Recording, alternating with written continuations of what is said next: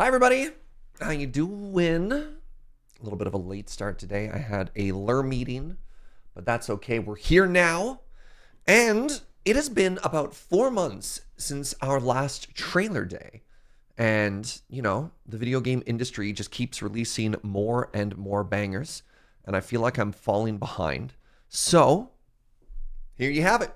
For the next X number of hours, I have no idea how long that is going to be. Welcome back to another trailer day, a semi-recurring segment that we do over here, which is a good time. A good time. As a disclaimer, if you have never watched a trailer before, I can't necessarily vet everything that we watch ahead of time. So sometimes a little bit more of an adult content might slip through. We do our best. For those of you watching and making submissions, please do try and keep any submissions Serge safe. If you're not sure, ask a mod and they can give a thumbs up or a thumbs down and see how it goes. But otherwise, you know, we are chilling and we are partying like rock stars, and I'm very glad that you're here. So hello, friends. Real quick, hey, Mungo Dude. Thank you so much for the 17 months. First sub on the day. Hello, Serge. Hello, Joe. Hello, everyone. Looking forward to seeing some cool trailers today. Thank you. Ooh, and Drio just hit the SHA-55. I like it. Define Serge safe. You should know by now. You've been watching the channel for a while. If you don't know, you haven't been paying attention.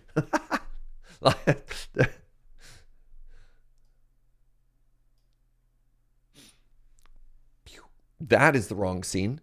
Hello. All right. So I have put together a short list so far of games that are out that seem interesting, games that are in early access or soon to be out that seem interesting, and a couple of titles that are coming soon. And this is interesting. I mean, if we look at it, this is a roguelike auto battler. Dragon's Dogma 2 is like an ARPG. KeeperRL is sort of an interesting Dungeon Keeper successor. Unicorn Overlord is a JRPG. This is a roguelike meets XCOM sort of thing. City builder. These are both survival city builders, like first person perspective. Yeah, kind of interesting. But yeah, we'll wait for the viewer submissions at the end. Typically, we start to introduce stuff. As a quick refresher, what are we looking for? No profanity, no nudity, no extreme gore, no horror. Those are sort of the general things that we look for.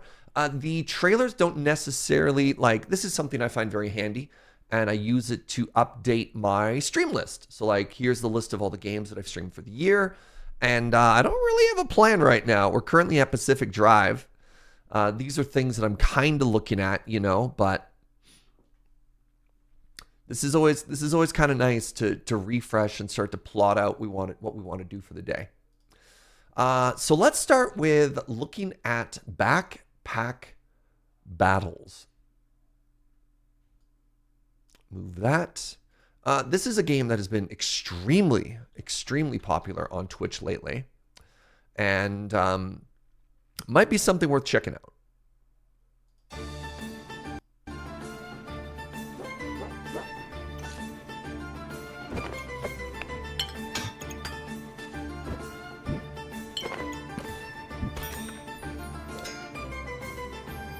Oh, I didn't realize you could craft items. Oh, interesting. Vampire, magic, dragons, goo, puppies. And then you auto battle other players. PvP inventory management, actually kind of, yeah. So like if you enjoyed Backpack Hero or God of War, this is really interesting.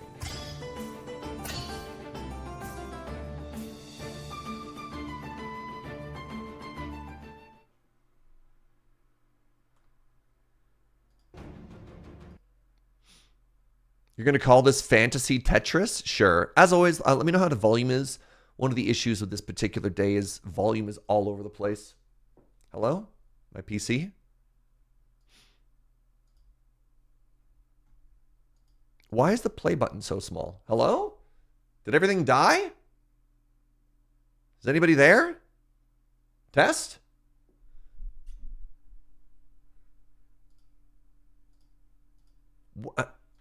Hello? I've never encountered a... everything just stopped. All right, well, you only get one Backpack Battles trailer, apparently. Interesting. Why trailer no work? Hello, trailer? So anyways, the gameplay loop here is kind of interesting. You go to a shop, you buy and expand your backpack, just like Backpack Hero, which we've played before. It's not even that the stream was being butts. It was that, sorry. The reason for the panic there was the trailer wasn't playing and chat was quiet for a second. And I was wondering if, like, did my internet crash? Like, why is nothing happening right now? So we're just going to assume that this trailer is dead, and that's okay. So yeah, the gameplay loop, shop, upgrade, you get backpack synergies like in Backpack Hero, and then you go into an auto battler combat against other players. So you fight each other, and then you win or you lose, and then you have a... If you get X number of wins, you progress, and if you die X number of times, you lose, and then you see how far you can go. And I haven't jumped in on it yet, and I don't know if I should or not. Wait.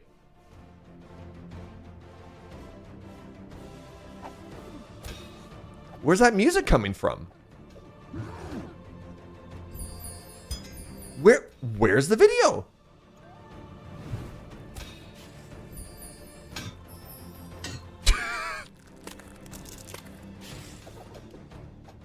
What in the world? Begone, demons!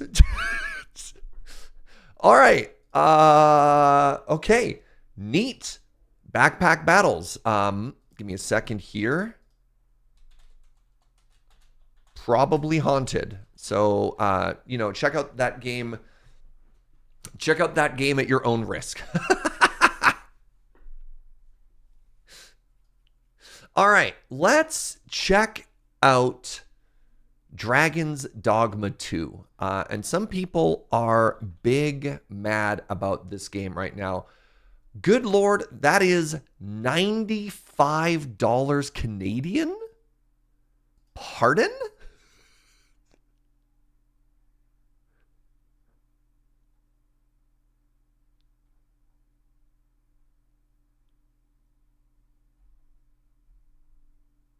Interesting. It's currently being review bombed. Yes, it is being review bombed currently. The gamers are angry. Huh. All right, let's take a peek. This one might be a little on the violent side. I might stop it. We'll see how it goes. Us! The bell has tolled on the age of the console.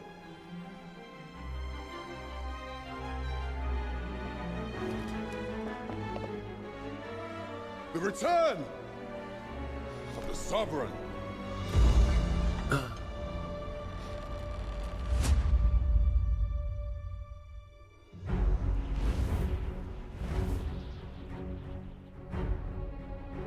Welcome, Arisen. We pawns have long awaited your arrival. Pawn. Interesting. Learn all you can of this world you must protect.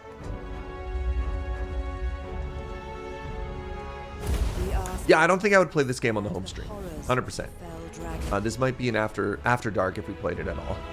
I'm a little bit worried about my PC being able to handle this and stream it, so we'll see. I'm definitely curious though, because this game looks sweet. Are those legally distinct Khajiit? Maybe? Here's my chance. If you're discovered, yours won't be the only head that rolls. What is your purpose here? Stream PC due for an update? Yes. Yeah. We'll see after the summer. Reach the castle that the Arisen had been found. Pitiable Arisen. Why dost thou fight? So it's interesting. This game is kind of a combination of like Dark Souls, but also an ARPG. So you have this like very technical, very challenging combat. but like the fights are more frequent and not necessarily as lethal as like a Dark Souls.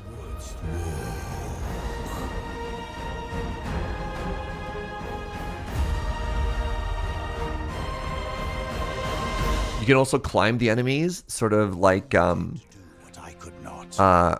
what's that Titan game? What's that famous climbing game? It's kind of like Skyrim Monster Hunter. I mean, all good games. Shadow of the Colossus, yeah. Shadow of the big guys. So I chatted with Adam a little bit this morning. I had a Lure meeting, which is why the day started, and he's absolutely loving this game. Dragon's Dogma was the original game, like the first game he ever streamed. Which is interesting because I thought I remembered his first ever stream being Skyrim. But, I mean, obviously he knows better than I do. Remember when Adam streamed roguelike, permadeath, hardcore, random restart Skyrim? That was like one of my introductions to Adam as a home streamer. I was like, yo, let's go, buddy. Anyways, Adam's loving this. And I loved his take, which is like, you can play this game with microtransactions. You could ignore it. Game is sweet. It's more of the game that I loved a long time ago. It's just like, you do you. I mean, obviously it sucks, but like, people got to get paid. I think video games are overdue for a price increase. It hasn't changed in a while. Like, don't get me wrong. That looks like it stings. I'm just like, dang. I get some sticker shock when I look at that too. But I don't know. It's complicated. The amount of effort and time and labor that is going into games is increasingly going up and up and up. And Lord knows everything is getting more expensive for everybody. I don't know. Thoughts? Doesn't seem the microtransactions have messed with the balancing so far. Yeah. Yeah, some of it is like fast travel gets unlocked that way, other stuff. Chrono Trigger was $70 US in the 90 and it was worth it. That's what I was going to say. Like this price isn't out there. Like games were $70 15, 20 years ago. And that number just hasn't really changed. As someone who buys games, I want them to be free and good and available. That's fair, Arclight. Yeah. Just a bog standard RPG in your eyes. That's interesting, Anime Kitty. I definitely thought you were an RPG kind of person. I don't know why. What is the ideal Anime Kitty game?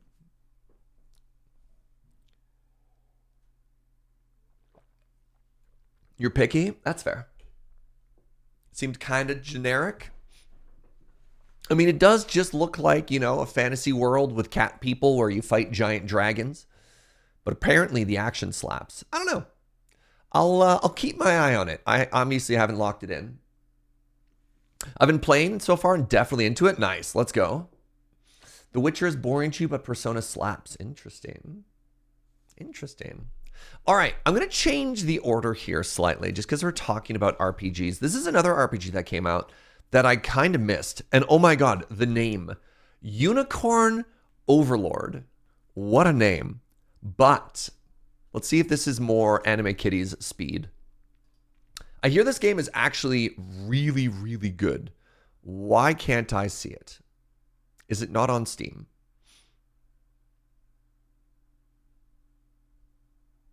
Unicorn Overlord. It is not on Steam. It's on Switch. Oh, well, that means I can't play it. That makes Serge sad.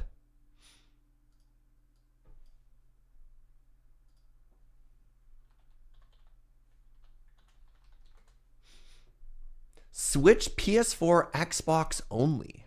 Really?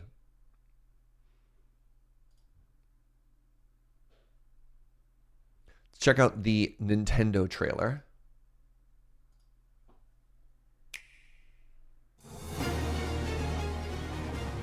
The people of Cornea are suffering, crying out for whatever help will hear their pleas.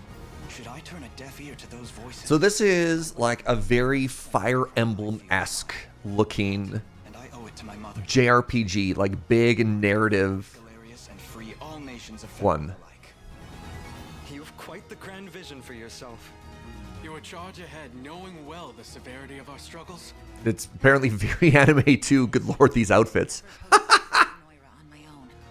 never deserve your trust again. Now, take your stations. These beasts have proven unfit to govern themselves time and time again. I'm glad to have reached this conclusion. Now then, the hour... Yeah, this game, I feel like kind of came out of nowhere.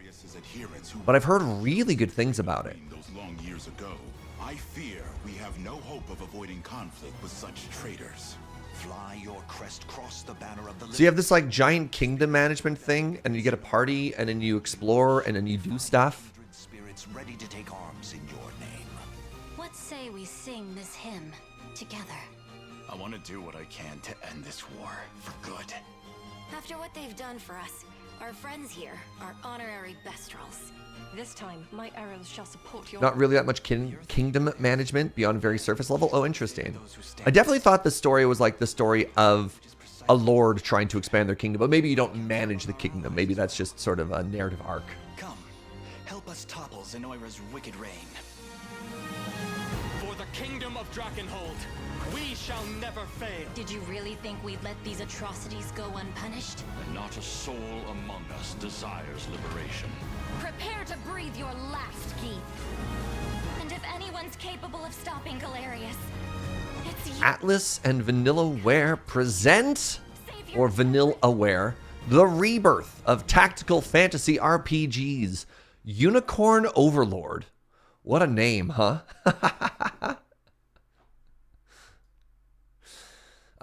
It's much more of a Fire Emblem-esque, where you need to defeat an evil empire and you do rebuild your kingdom, but it's just bring 40 trout and we can repair this house. Amazing.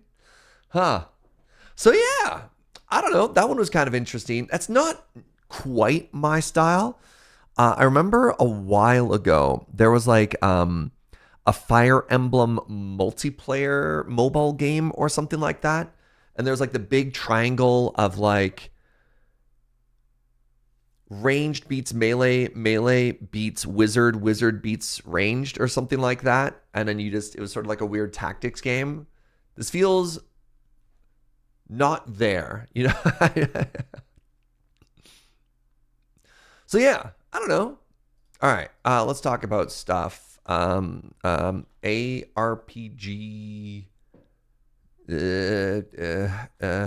Skyrim / Monster Hunter. Sure, there, I did it.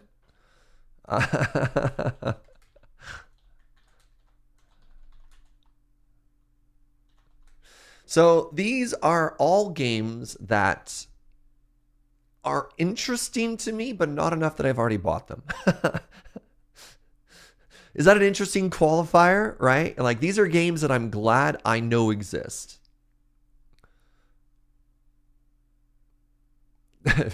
I can't finish a sentence. 62 hours on FTV Sky's Expert in the last 10 days. I hope you're having fun. Delightful. All right, here, man, this is another game I've been hoping for forever. I really wanted a good successor to Dungeon Keeper. And people keep trying and just haven't nailed it yet. There's stuff that's close, but nobody's got there. Well, the category is like half of my wish list on Steam, games that you're glad exist but you haven't bought yet. Yep. I'm 30 hours into Unicorn Overlord since launch, and I'm maybe halfway through it. Neat. Yeah, it looks big. It looks like a game that you just like play forever. But anyways, KeeperRL. Ambitious dungeon simulator with roguelike and RPG elements. Take the role of an evil wizard and study the methods of black magic. Equip your minions and explore the world. Murder innocent villages and burn their homes. Okay?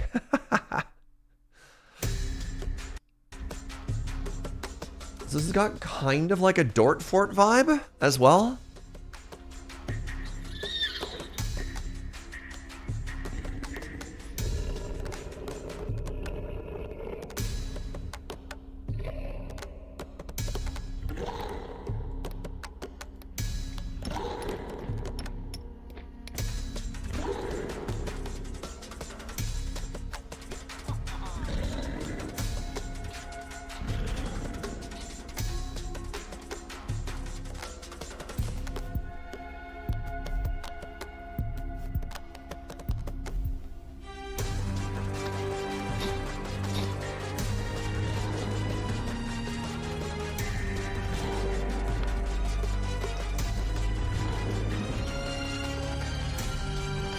place is all full of magical rings.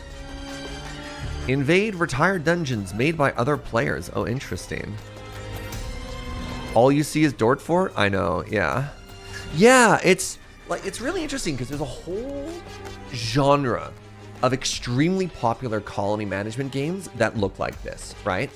Like this is Dwarf Fortress, this is RimWorld. Like this whole perspective, right?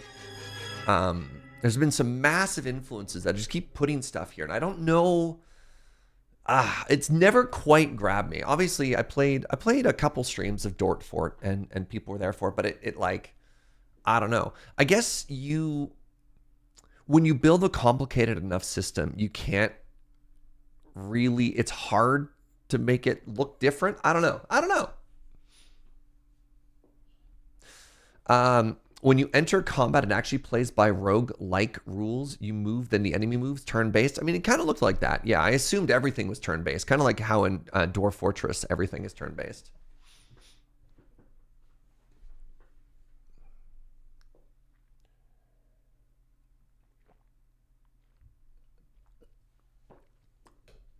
Dwarf Fortress is a game I keep bouncing off of, but really want to get into at some point. It's...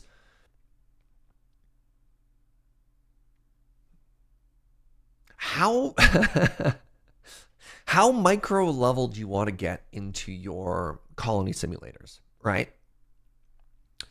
Like a lot of games do a good job of obfuscating systems so that you can have fun and not get bogged down in the details. And Dwarf Fortress is a game that is entirely defined by the details. You need to love the details. You need to crave the details. And once you've become one with the details, then you can truly enjoy Dwarf Fortress. And I feel like that is true of a lot of games. It's weird, right? To like various degrees of how many systems they want you to have to manage. And it feels like there's sort of an inverse, right? Just keep calm and wait for Manor Lords. I mean, I should throw Manor Lords back onto here too. We should just watch just to see if there's another trailer. So this is all of the Manor Lords-esque. This is like 3 different versions of Manor Lords, you know? Hey, Dumbo, thank you so much for 20 months. I hope you're having an amazing day, friend. That's a very good description of Dwarf Fortress. Thank you. Dwarf Fortress is a game for people who love Excel. Look, I love Excel. There's nothing better than a good spreadsheet. But I don't know if I want that in my games. Well, I mean, I describe my aesthetic as make pretty and a spreadsheet. And that intersection, that little niche in the Venn diagram, that's me. I feel that game is a little too far just on the spreadsheet side. Am I taking suggestions? Not yet, but if you're inspired by what you're seeing right now, we'll do a viewer submission at the bottom, and we could start figuring some stuff out. Have I seen Matt Parker's commercial about spreadsheets? No. I don't know. I mean, these streams always get demonetized anyways. We'll figure it out. Ooh, Hail Destroya. What's up, friend? Thank you so much for 3 months. Enjoy your toasty new bean. I really appreciate it. Matt Parker is the stand-up mathematician on YouTube. Neat.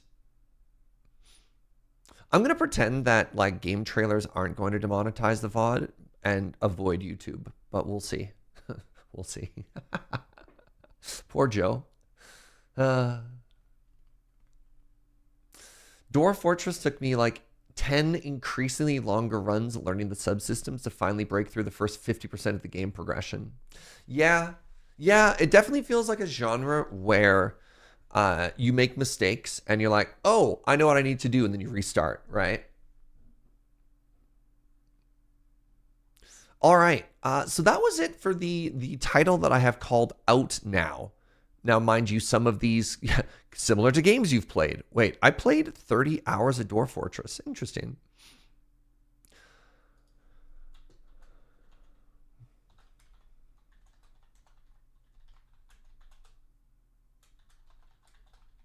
Anyways, this is why I don't see this as being a true Dungeon Keeper successor.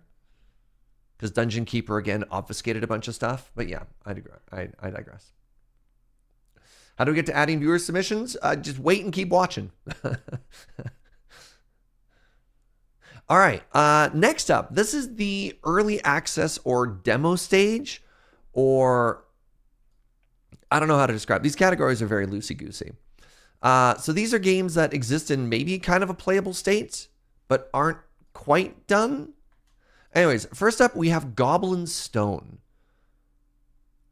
This game seems very interesting and very close to something I'm excited to play, but I don't know what it's missing. Let's check out the trailer. They can no longer turn back. Their lust for fortune forbids it. They attack the goblins in distress. How shameful. A goblin's world is full of peril, and there are many who hunt them.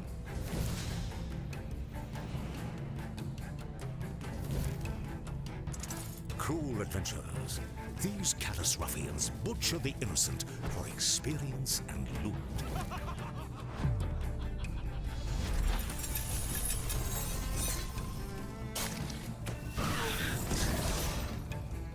They move with caution, expecting peril at every turn.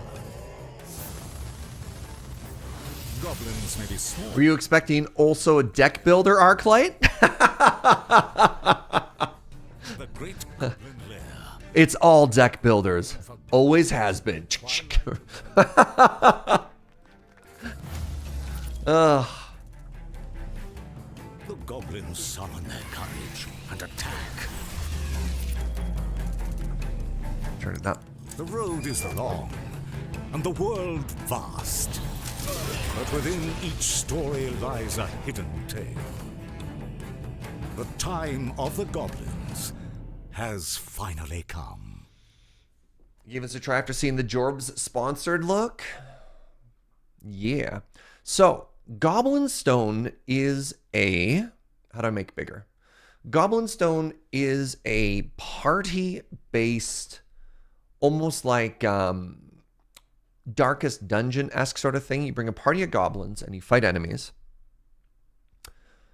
And then you kind of rotate through. There's like a weird initiative system here that goes back and forth. And then sort of like Darkest Dungeon and or XCOM, you also have a base. And then you go back and you upgrade stuff and they get better and they get stronger. And that upgrades your goblins and stuff like that. And then, yeah, you go on little adventures. You explore little places. You level them up. Parts that get a little bit weird is... you level up your goblins by breeding them together to breed towards stronger, better variants of stuff like that. And there's also another interesting system where basically like when a goblin dies, you can take their essence, and that's one of the necessary ingredients to sort of draw progression forward. So you have this interesting thing where like if your goblins die, nothing bad happens. And the idea is you like... it's okay for them to die because they're goblins. They're basically supposed to be fodder, but there's no real system to reward you for playing well and keeping them around. And it's also kind of eugenics.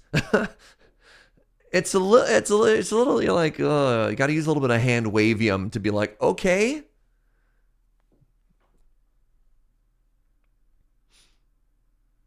So... yeah, there's like one thing you can do later on is you can like retire goblins, which is a polite way to kill them and then use their soul for the next part. It's interesting. It's close. I don't know. There's some neat mechanics. The art style is very cute. But there's some weirdness to this that it's not quite there. And I think... I mean, the game is kind of mixed in the same way too. A game that rewards you for dying is kind of neat. Yeah, like that's kind of neat. It's very interesting. It's very, very, very close. Roguelike, more like chore-like. So, I don't know. We'll see. This is an early access game. I think it has the opportunity to get really interesting and really neat. Similar to games you've played. Peglin, Balatro.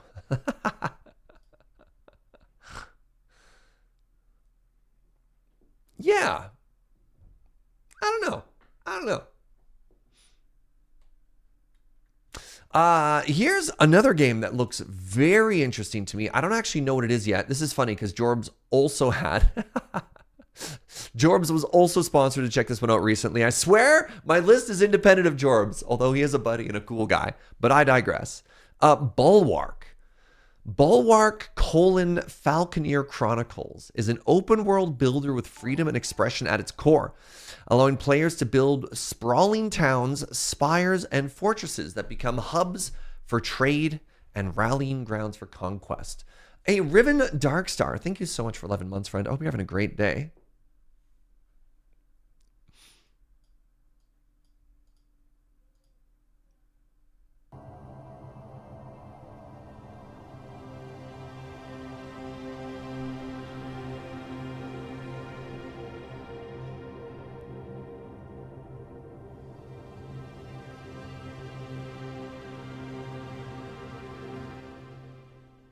Thanks, Anime Kitty.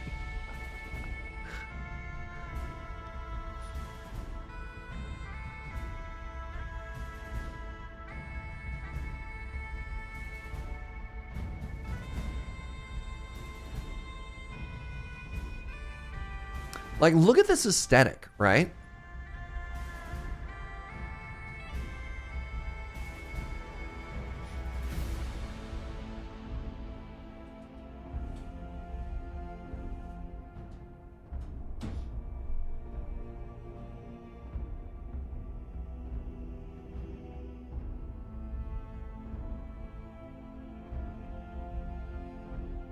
So the only thing I don't understand yet is what the gameplay loop is, but this aesthetic, I am here. I am ready for this.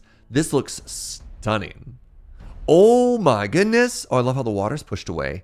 Look at that.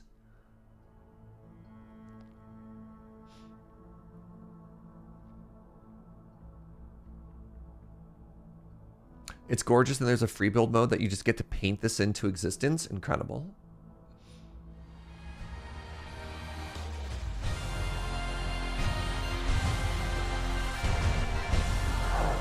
Launches March 26th. That's 3 days from now. I mean, if this comes out March 26th,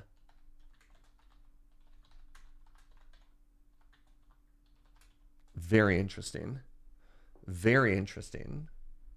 Controlling the water means that we can build a canal. Oh no. Oh no. Hey, what up, Zed? What up, Triple? Welcome on in, friends. What up, Jessica? So this game seems beautiful. I just don't know what the game is yet, you know?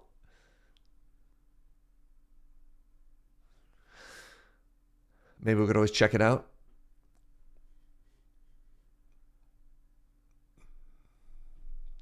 Maybe I'll check out the demo at some point. Because like I watched a little bit of Jorbs' sponsored stream of it too, and even I think he was maybe just in the free play. I don't know.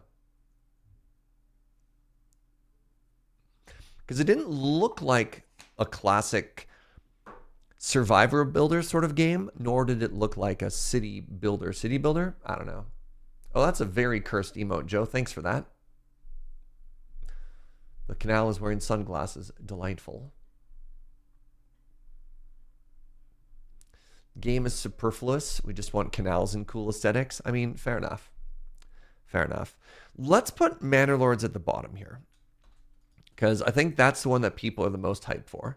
So let's start with Medieval Dynasties. These are all going to be relatively in the same genre. And the genre is medieval-esque first-person survival game where you chop trees with an axe, but then at the same time, you somehow build an entire village. And so it's a kingdom builder, but you do it all from a first-person perspective.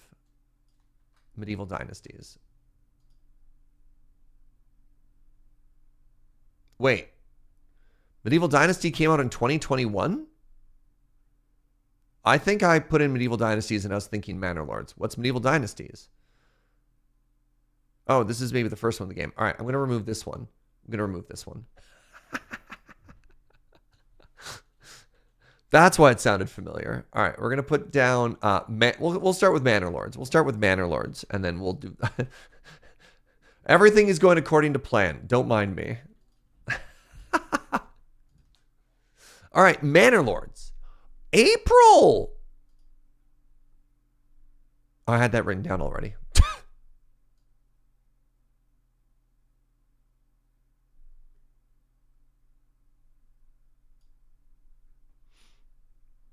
Manor Lords. Wait, let's do this one first. You have been chosen to govern a land of great peril and promise. It has suffered long from the scourge of banditry, but there is another threat, an illegitimate baron who claims the northern territories as his own. Will you prove yourself worthy of this honor, or will you perish by the traitor's steel? Oh, Game Pass. I have that. I've only used it twice. Oh, interesting. I didn't know that you could do above. Wait, maybe there is no first-person chop chop. No first-person chop chop? Oh. Oh, no. Oh, I'm going to love this so much.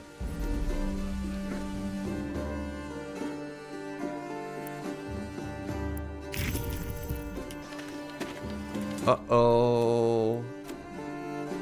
This looks like what you wanted out of Banished. Oh, no. This comes out soon? Oh, I'm going to be so busy at the end of April, though. Buckets.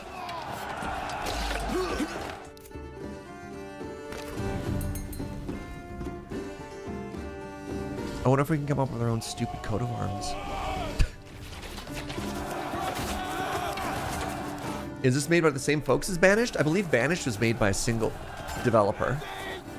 So I don't believe so, no. Unless I'm completely separated from everything. But I remember that being like Banished's charm. Sorry, English failed me there. All right, I need to watch this other longer trailer. Gameplay overview trailer. Manor Lords is an indie strategy game for PC, still in development. It aims to combine organic medieval city building and real-time battles. Would my coat of arms be a cup of coffee over a canal? Oh, this one's so much quieter. In this video, I'd like to introduce you to some of the core mechanics of the game, including regional development, trade, and... What if it was just a canal of coffee going from a brew pot directly into my mouth? Manor Lords is divided like a griffin with coffee coming out of its mouth, and at the end of it, it's just me, like... as well as a development tree. Oh, Diabato with the God sub. Thank you for 52 months, friend. In the region, you get I really appreciate it, friend.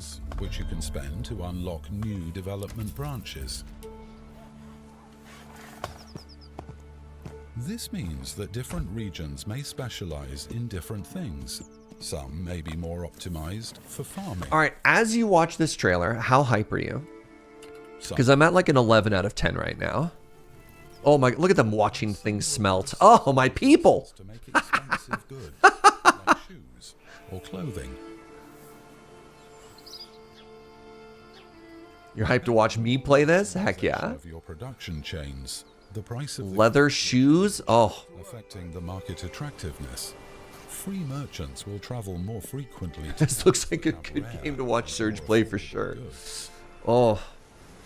These merchants are the only way to get wealth in the game. Anime Kitty, I bet you the next game is more of an Anime Kitty game. Because you're a little bit of a weeb. So just wait. Just hold on. Hold that thought. Split from the regional wealth. As the lord or lady, you must tax your towns and villages. Alright, you're medium plus weeb. I apologize. Endeavors. There are different taxes giving various benefits. Oh, for example, tax sliders? My people! In return, the church gives you influence. Oh, I love a good tax slider. Every so often, the king gives out valuable rewards to the most influential lords on the map, including new territories. You can compliment or insult other lords via the diplomacy. Whenever I see a game like this, I want a game about the story and the history of the village. I'm always disappointed. I want a game where John the pubkeeper matters. Reminds you of Foundation. There's a lot of games. There's a lot of kingdom builders, city builders in this genre. It's a very, very, very popular genre video game, and has been for ages. After some community feedback, it is now divided into 3 unit categories. First type of recruits are the peasant militia. Okay. You can call to arms the peasants from your villages. Peasant militia. Whatever improvised weapons they have and join the fight. This will hit your... I don't know why, but that reminds me of, for whatever reason, a clip from 300 came up on my YouTube feed the other day.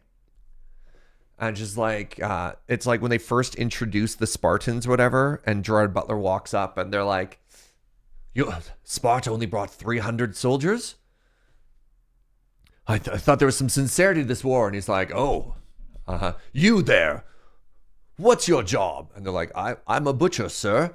And you, what's your job? And they're like, I'm a farmer. Spartans, what is your job? And he's like, I brought more soldiers than you. I don't know why. Economy. The peasant militia just reminded me of that. Better militia. You must train them at the training camp. These are no soldiers. The second type of recruits are mercenaries. They cost silver and a lot. Flock of the Crazy Goose. What a great mercenary band. What a great name for a mercenary band. Oh my goodness. Type is Lord's Retinue. This is a limited, heavily armored unit that you can customize to your liking. They know geese. That's right, Joe. They certainly do. Dang.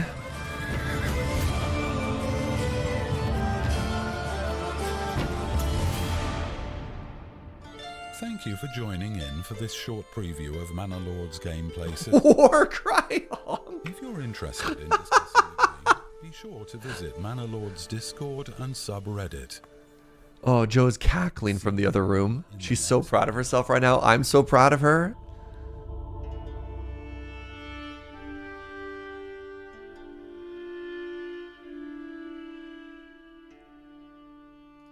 So the developer is Slavic Magic.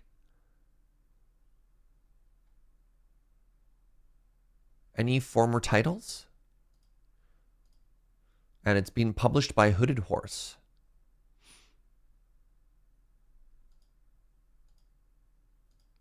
Yeah, this is their first major Steam release, or just Steam release, period. Same publisher as Against the Storm. Oh, I mean, they sent me this beautiful beaver plushie. Maybe I can reach out and be like, hello. I'll pretend I wasn't going to play this game for free anyways. All right, this game looks so hype, and it comes out in a month. That's very, very, very exciting. Oh, April is going to be so good for us. All right, next up, we have Sengoku Dynasty. Now, this game is already out, and I don't know if it exists in it's an early access state right now. But peep this. Hold on. Release trailer. Oh, it's so loud. Drop by drop. Dripping water hollows out stone.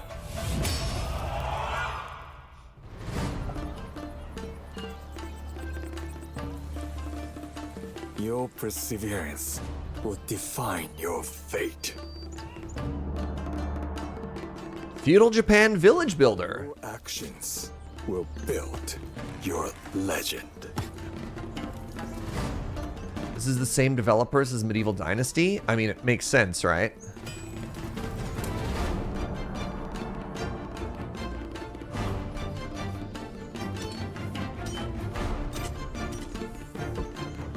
This looks like the same game but Japanese. That's why I put them side by side.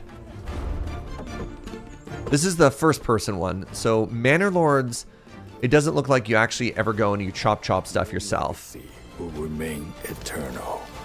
Your dynasty will become the monument to your deeds.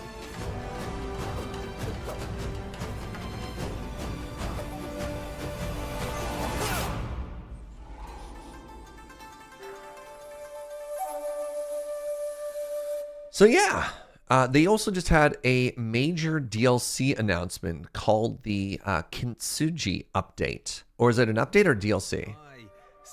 It's an update. Okay. And correct me if I'm mistaken, but I believe Kintsugi isn't that where something breaks and you repair it by using gold? And thus you turn something broken into something beautiful? I don't know. Interesting that that's a major update title. All right. So anyways, here is the Dynasty's biggest update yet. Kintsugi is here. Was the game broken? I mean, it was an early access. Our game, Sengoku Dynasty, is a survival village builder set in medieval Japan. We've seen these clips already. Access since August 2023, and after a lot of smaller updates, we took one step back to make Kintsugi our biggest and most important update yet. In Kintsugi, we basically rebuilt the game from the ground up by improving the underlying tech and core gameplay loop. Let's start with the new gameplay. We chose Sengoku as a period in Japan's history because back then even a peasant could become the ruler, a daimyo. Our new changes now give you more freedom from the very beginning of the game to decide how you are going to build your dynasty. We reworked the onboarding experience, making almost all quests optional, increasing replayability and speeding up the process of building large villages. First off, there are new entry-level buildings with lower costs, so you can set up the basics faster. Villagers can also sleep at their new workplaces, adding to the historical accuracy and lowering the need for more housing buildings. You can now recruit wandering refugees from the get-go. You will even see them coming to your bell tower to join your village. Now you can really scale your population, but more on this later. You can also skip most quests in the game, though you might still want to do them since they will give you Dynasty XP and you can speed up your development. Also, some of us just like a good story. We wanted you to feel a true sense of progression and growth. That's why we improved recipe unlocking. Now the system rewards you for exploration, finding new resources, getting new items, or reaching milestones. Until now, recipes were unlocked with quests. You can still complete quests and finish special projects to level up, but they will give you Dynasty XP instead of giving you Dynasty Legend levels directly. When you accumulate enough XP, you will reach the next level. Every time the number of your villagers reaches a new high, you will be rewarded with Dynasty XP, making it the most reliable method of leveling, encouraging you to make larger and larger villages, or perhaps founding new ones. You can be as aggressive as you want to be in scaling your villages, thus possibly unlocking stuff faster. Just remember that your people have needs that increase with population. Okay, let's get a little bit more technical now. As for the performance, we've implemented world partition and wrote a completely new system for interactions with foliage. This, together with a lot of other optimizations, helped us cut the RAM usage from 16 to almost 10 gigabytes. It should now be possible to play on slower systems. Loading times are now way shorter. Faster PCs will see even bigger gains. And with the introduction of frame generation, you might even be able to double your frame rate. However, that's not all. Kintsugi also brings numerous smaller but much requested changes and content additions like daily production, new animals and gameplay customization settings. Big dog. The list is too long to put here, but you can read the whole changelog on Steam or find out while playing the game. And one last thing, we're a small team making a complex game. There are a lot of exciting things still to come, and this is just the beginning of major updates. So thanks for your support in unlocking the full potential of Sengoku Dynasty together. See you soon!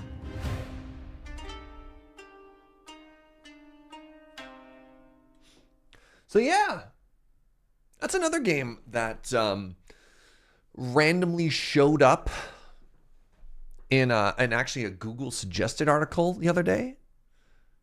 So I don't know. I'm not sure. I mean, these are both like giant slam dunks. 100% will stream in the future. This one's neat, and I don't know what it is about it. It just still feels not quite there yet for me, but it looks really cool. I don't know. Thoughts? What do you think? What do you think about Sengoku Dynasty? Hype? Not hype? Neat? You want to let it cook a little bit more? Maybe this is this. I mean, I don't mind early access. I know some people are like I will never play an early access game. This one I might wait for it to finish. What's up, cutie? Your mom wants to buy us Easter dinner from House Sausage. Is that something you're interested in? It's for the 31st. Of April or March? It feeds like 4 to 6 people. Sure. Yeah. That's very sweet. How much? Oh, how much is the game? $30. Oh, or you can also get Medieval Dynasty. You can get both of them bundled together for $56. I mean, that's not bad at all. $30. Huh. Neat. It's no Brotato or Brolatro. I know. You're mostly looking to Frostpunk 2? Oh, my heart could not handle Frostpunk 2. Frostpunk 2, a game I'm glad exists, not for me.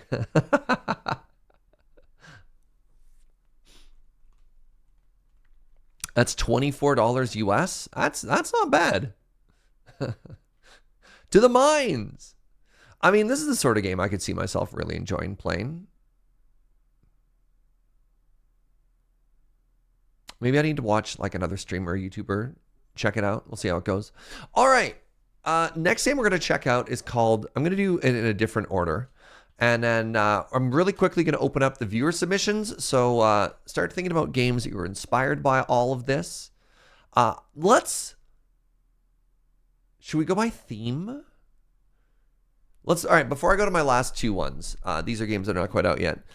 How do you want to do this? Do you want to go by genre, or do you want to just say, like, open the floodgates and just throw down a bunch of suggestions? We'll watch them all together and talk about it. By the way, if it's a game trailer that we've watched recently, I might skip it. I don't know. We'll see. There's some that come up over and over and over and over, or maybe not. We'll see. And also, please make sure that your suggestions are safe for Serge. If you're curious, let one of the mods know, and then they can maybe get a little peek before we show it. See how that goes. While we're thinking about that, let's throw down Sandland. This game looks so cool. This one's also coming out soon. Look at that, April 25th.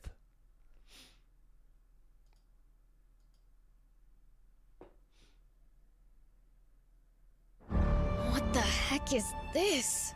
The site of the great Aquanium explosion. And the one who pulled the trigger on that bomb was the commander of the Royal Army Tank Corps. This one feels so bittersweet now. We can't let it cause yet another tragedy.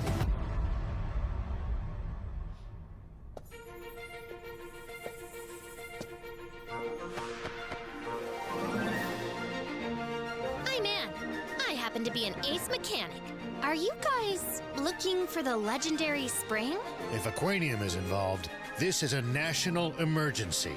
It's getting dangerous and fun. A spectacle indeed. Magnificent. The sheer scale of it makes you feel like less than nothing in comparison.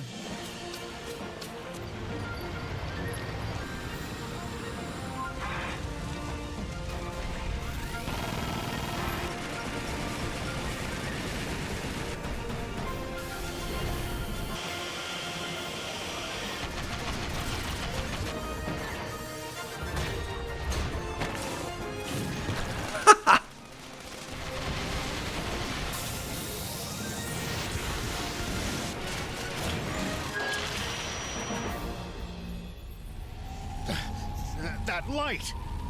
That's Aquanium! Stand back, everyone. I'll take him out myself. That Zeu, is there no end to the secrets he was keeping from his own army? Man, this is such a classic, like, JRPG trailer. Just narration quotes over flashing backgrounds that it's like meaningless, right?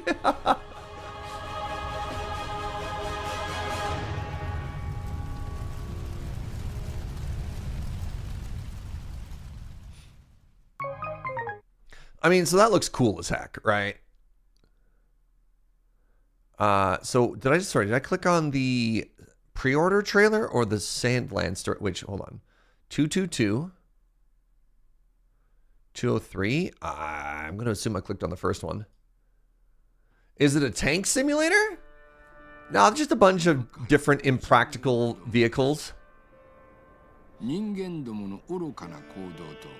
Definitely not the same trailer. 地上はこの大して広くもない砂漠が世界のほとんどになってしまった。俺たち暗黒世界の似合う魔物にこの激しく眩しい太陽光線ってのはどうだろう。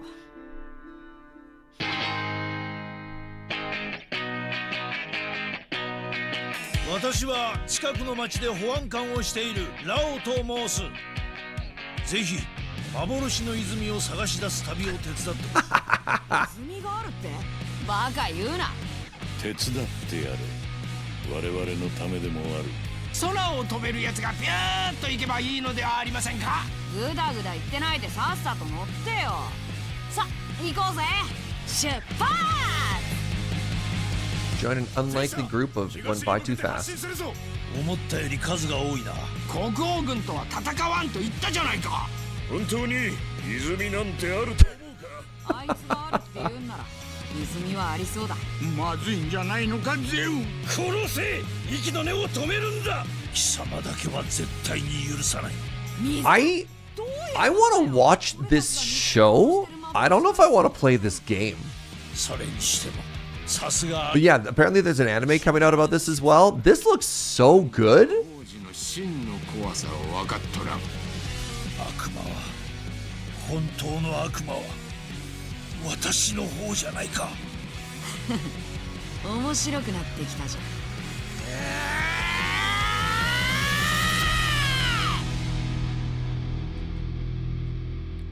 Huh. Well. Oh, there's more. そんなサンドランドに足を踏み入れる者がまた一人。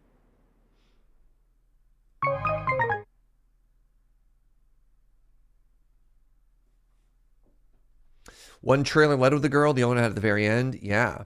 Sandland is an action RPG where you become the main character Beelzebub, the Fiend Prince. Lead your company of heroic misfits and explore the legendary world of Sandland, created by Akira Toriyama. Hey, what up, Anklag? Thank you so much for 39 months, friend. Similar to Everspace 2. Okay. Oh. Vehicles from beyond your imagination. Look at that. Oh, it's like a weird tank tread that turns into a mecha robot. Oh my goodness. Don't think this is a Surge game. Maybe a Surge After Dark game. I mean, it doesn't look violent. It's rated T for teens. I don't know.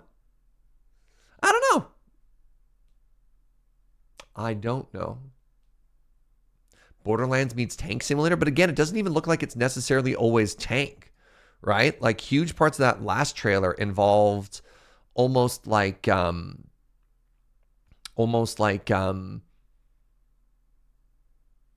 Yakuza style game, right? Like you're fighting and stuff.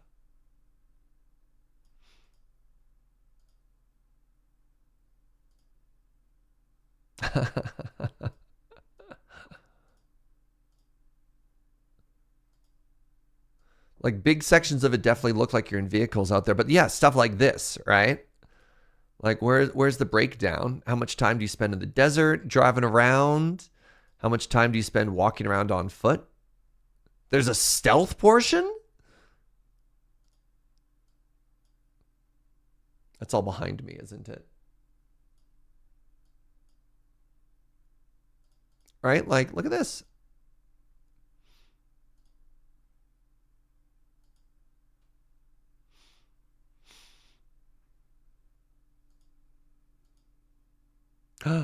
oasis. It really does exist.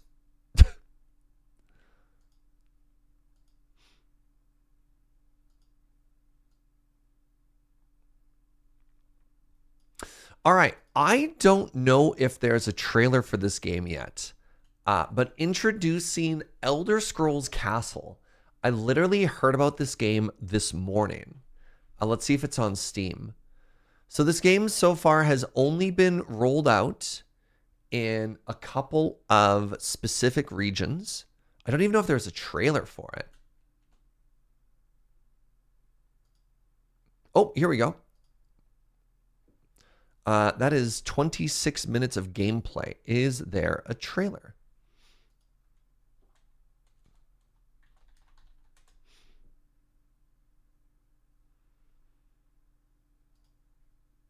What is it?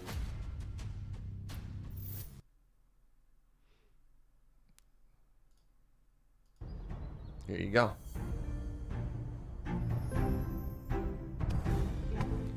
This is by the same developers as Fallout Shelter.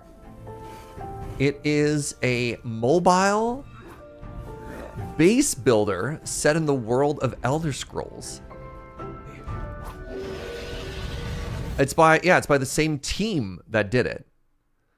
That was so short. What do you mean that was it? No.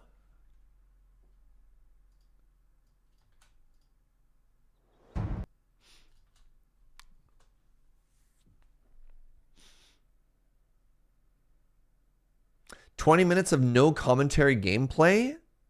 Huh? I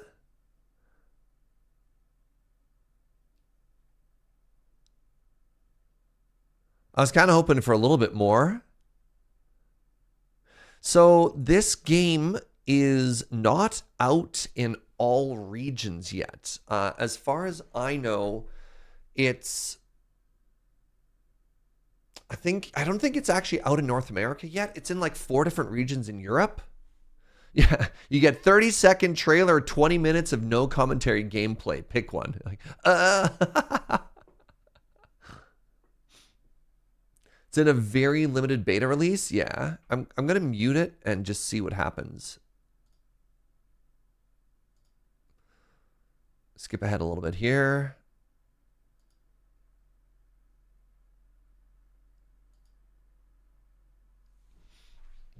I don't know. I've been looking for like more interesting mobile games to play.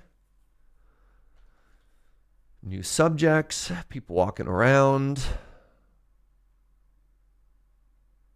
I remember really enjoying Fallout Shelter. Does it have microtransactions? Almost certainly. If it's a mobile game, it's very, very rare for mobile games to have a price tag.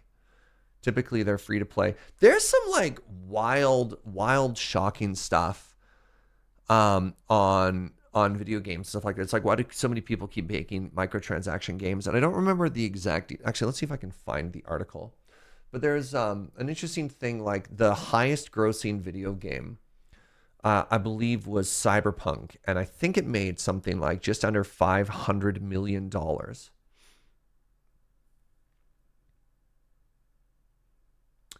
And then you look at like the budget of just what online video games are making marketing. Hold on. The most expensive non-free-to-play game ever is Cyberpunk at $442 million. So maybe that's the development cost. It cost them $442 million to make that game. The 2023 marketing budget for Monopoly Go, just the marketing budget, was $500 million.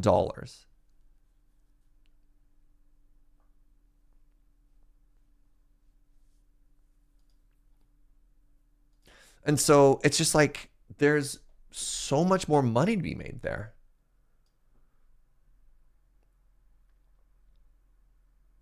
The game has made $2 billion with over 100 million downloads.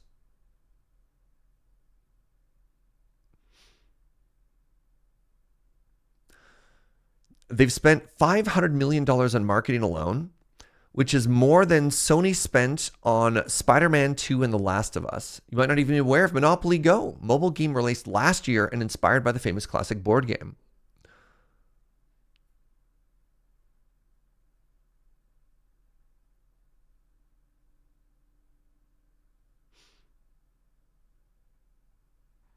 I don't know. It's kind of wild, right? Like there's a lot of pushback and stuff, but at the same time, that's where people are spending money, right?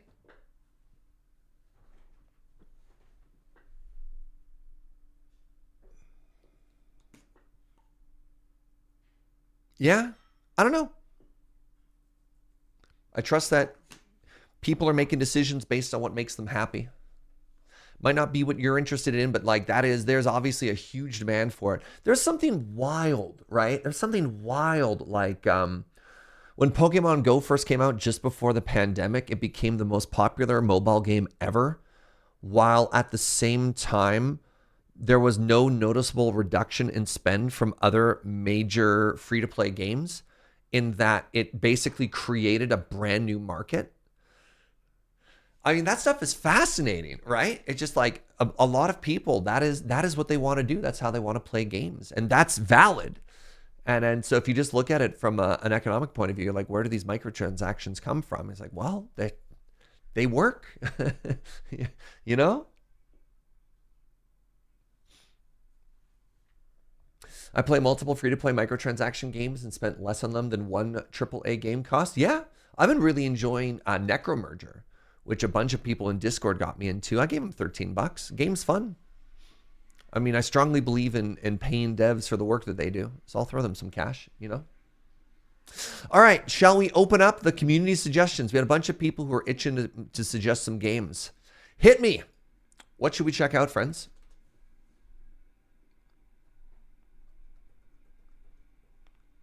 Ultros. Okay. Oh, the name of the... not the link, please, Anime Kitty. Just hit me with the trailer. Or the name. And that way I can make my way through and make notes.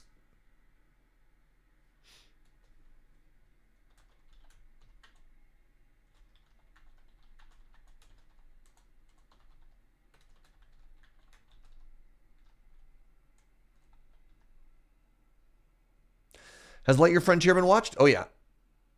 Forgot? The name of the game, Forgot?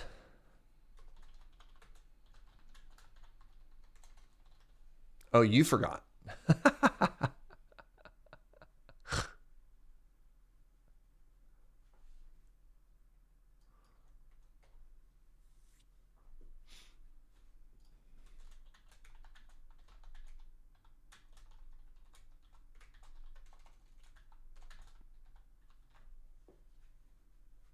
Fera, Disclosure, a friend of mine is on the team making it. Love it. I mean, we could check out Light Your Frontier again. I believe we watched it on Steam Next Fest Day. Steam Next Fest Day. Dawntrail. Okay.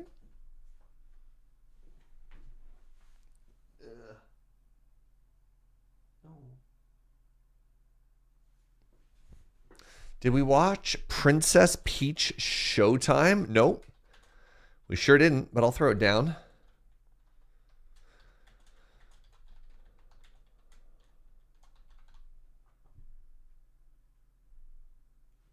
Duck Detective, The Secret Salami. What a random.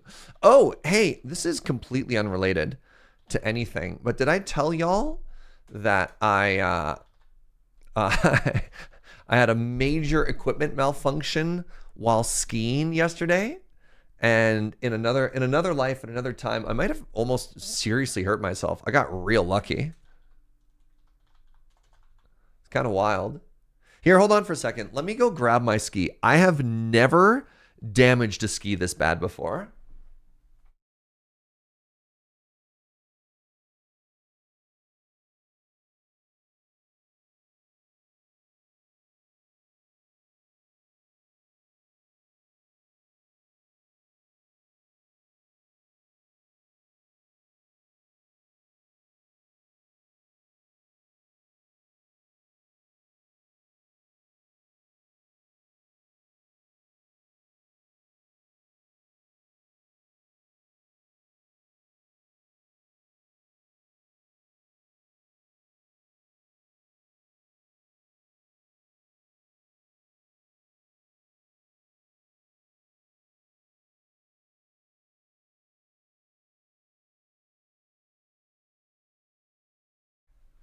Okay, normal ski, right?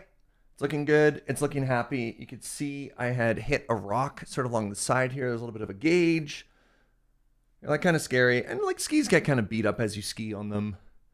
They get little chips and stuff. They get a little, I'm like trying to catch the light so you could see it. You know, you ski hard, you hit crap. It's fine. It happens. That's a ski. Let me show you the other ski.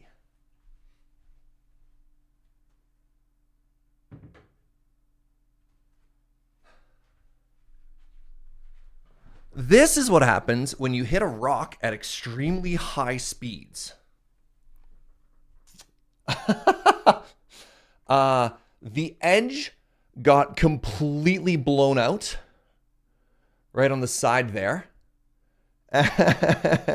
Like, look at that. You can actually see how the inside of the ski is hollow. Like, and you can see how the base and the edges attach inside of it. Man, that was gnarly.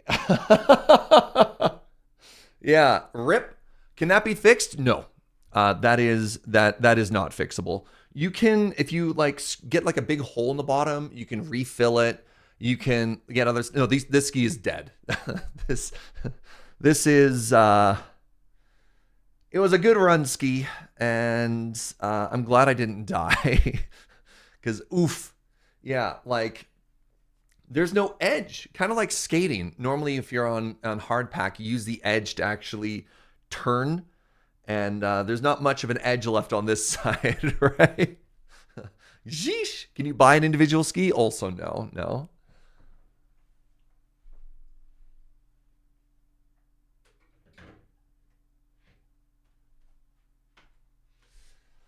So yeah, we can take the bindings off. Skis don't often come with bindings. So that is salvageable. That is something that can be put over. But yeesh. What am I supposed to do with one ski? So my dad has been an avid skier for like 50 plus years. And what he does with old skis is he turns them into furniture, which is really cute. He puts them on the patio because he loves to ski. And it's just like such a ski bum vibe. Let's see if I have a photo. Maybe around September when I moved here.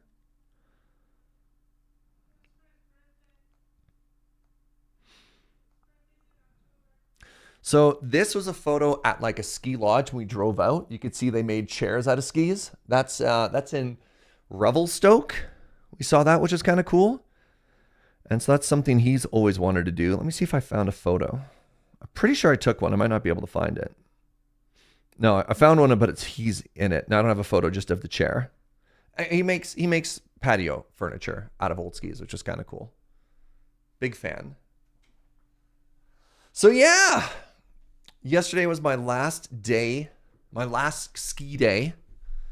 And that definitely put the last in the last ski day. Rip. All right. The Banished Vault. We have another suggestion for Star Trekker. Star Trekker, kind of like Lightyear Frontier. I'll put these in the maybe pile. So we got Star Trekker. Is it one word or two words?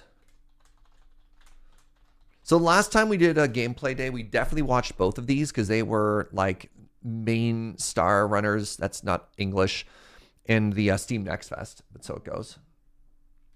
Older game, we'll keep it to newer games, please. Mass Lost. Yeah, if a trailer is from like older than 2021, I'm probably gonna skip it. Just as a heads up. We're looking for new games. This is an opportunity to check out games that are up and coming that we're hype about. Yeah. You wound me. I know, Arclight, that you only play games from 1998 or older, but I appreciate and respect your backlog. You know, that ski's got that cool distressed effect design. Oh, that in my jeans. You know, I'm lucky though. So talking about that ski once again, I'm very lucky that my dad has partially torn both of his ACLs from times of hitting rocks and stopping dead. Like I got really lucky. Yeah, better the ski than me, 100%. 100%. Mika and the Witch's Mountain. Tales of Kenzera Zao. All right, let's get into it. Obviously, submissions aren't closed, but I'm going to get started. Ultros. I only have a soundtrack. Why is Ultros not there?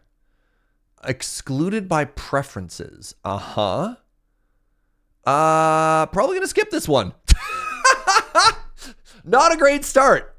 Not a great start. Nudity, sexual content, frequent violence, and or gore. This does not seem Serge safe, chat. This does not seem Serge safe.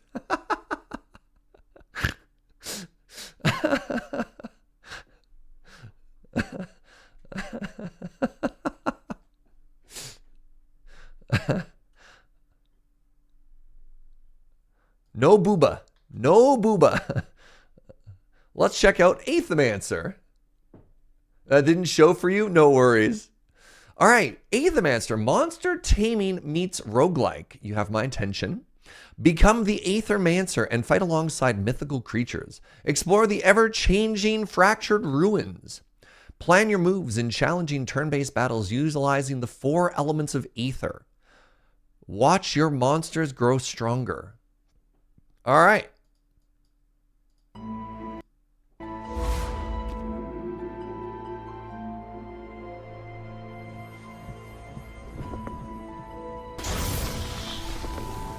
Naga was reborn.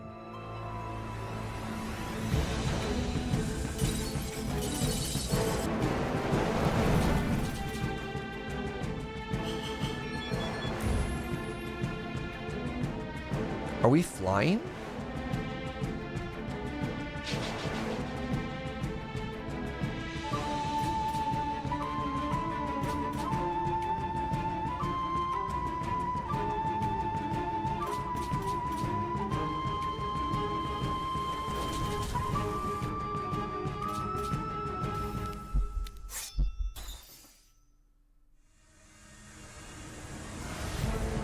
Conquer death.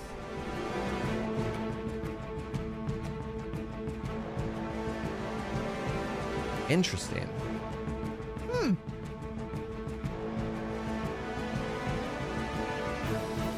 That's very cool. That's very cool. Creature Collector RPG turn-based combat. No date to be announced. Well, that's kind of neat. What else do we know? This is by the same folks that did Monster Sanctuary. Is that the one that I streamed? That one that was like a deck building Pokemon base builder game? Was that Monster Sanctuary? Or was Monster Sanctuary the like puzzle platformer monster battler? I can't remember. That name is definitely familiar though. I don't know. I either streamed that one or I didn't.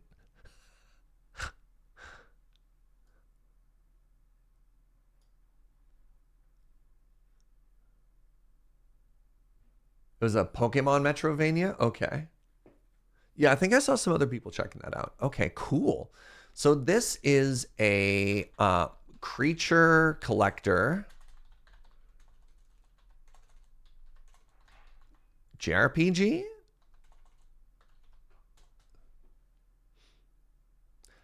Pokemon style roguelike. That's so up my alley after checking my house for spy bugs. Oh, that's so up your alley. I'm checking your house for spy bugs. I understand, C. Diego. I missed a word for a second. I was like, wait a second. I don't. What was the name of the game that I'm thinking about then? I streamed it not this year.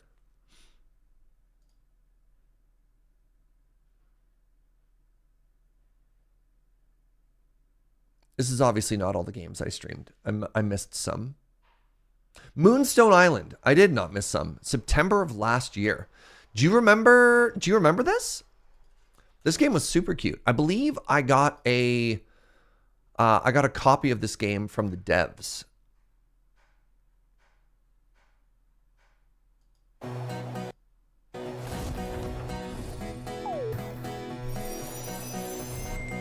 Right, this was like Stardew deck building Pokemons.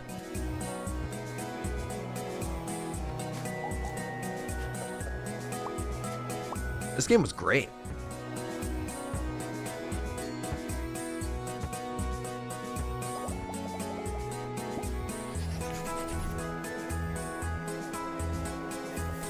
Was this one with the fog? No, I don't remember fog on this one, no. You remember me falling into the void because I flew too far? Ah, could happen to anybody.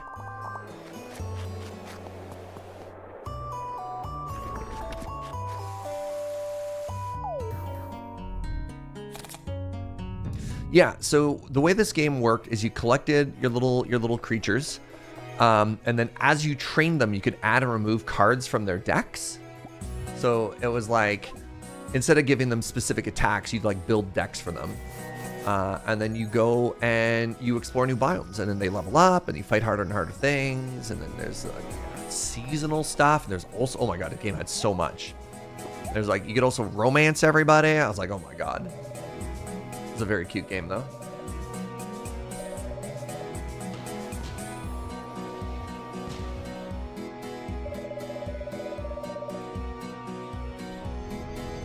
Goodbye. Yeah, this game was great. So, pretty different then from what I was remembering. Pretty different from Aethermancer, but like, this is neat. I always feel like I have to bring this up every time we get to this. I've never played a Pokemon other than Pokemon Go. It just never happened. It is a giant blind spot in my video game library, my video game understanding.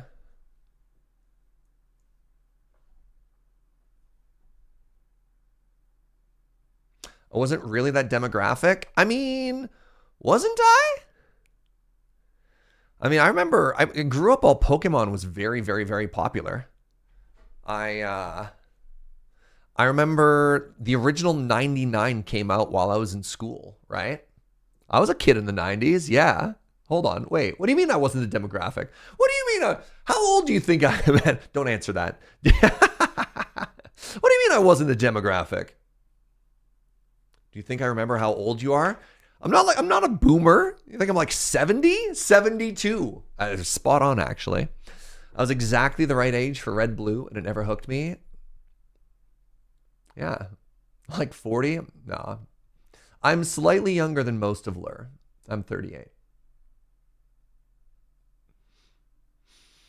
Like 40. I'm gonna have to deal with turning 40 soon. You look amazing for 72. Thank you. I'm not a day past 21. All right. Let me fix my capitalization here. Is it deliberate with heavy lies, the crown, or is that just a typo? Let's find out. Clever. Coming in 2024. It's a city builder. Oh. Okay. All right. Everybody brace yourself. Brace yourself. You just turned 30 and haven't even internalized it yet. You will. Once you wake up one morning, your back hurts. You'll get it. You'll understand. All right.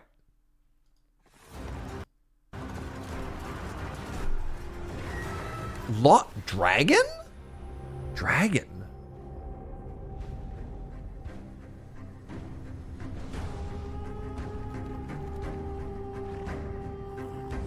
People love medieval city builders. I don't know what it is. People love medieval city builders. You know what it is? You know what it... Hold on. You know what I think was the origin of all of this?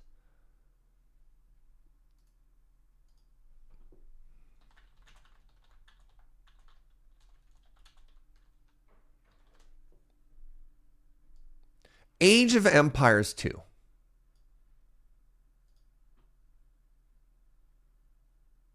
Man, I remember looking at Age of Empires 2 box art. Can we, nope, that's, what did I just click on?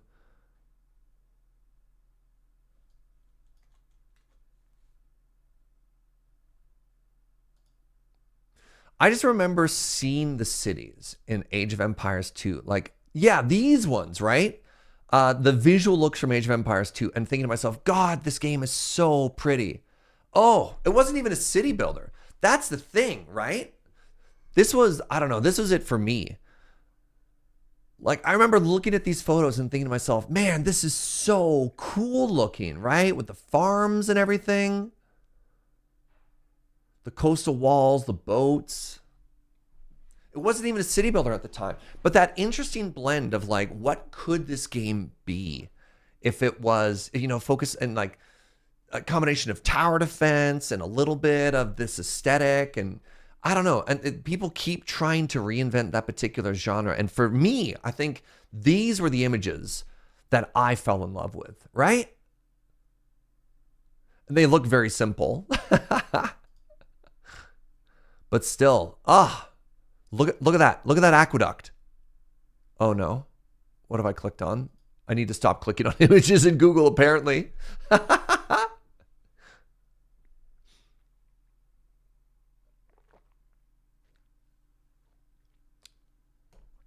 The long tail of like settlers and populace, for sure. For sure. Anyways. Hi, cutie. So.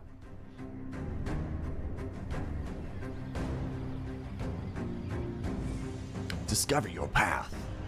A city of bridges. Oh, look at all these different build styles. Defend your people. Those are horses. No, why did the horses die? Oh my God.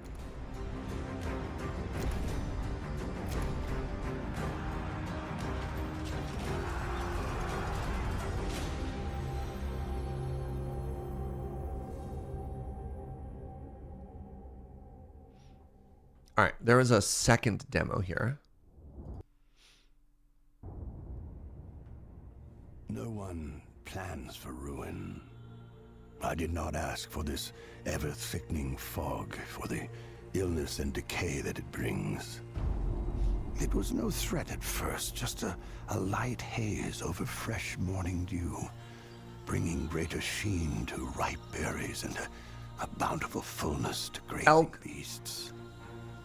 How subtly the dulls and the dead elk. Delk dries up as it begins to creep in, to seep in, and whispers turn to whimpers. You didn't like my portmanteau? What would you call it then? Poisoned. Some call it a cleansing. Most call it the Walgrim. The Walgrim? I call it my destiny. My rule seemed bound to... Wait, we found where the elk horns wound up. I'd never planned. But you... Weird chair. What destiny awaits the one who walks amongst the Walgrim without fear? It has always been you. So here, take this gift. The mantle it bestows. Pray that you might bear its weight a little better than I. But never forget, no one plans for ruin. When the Walgrim calls, how will you answer?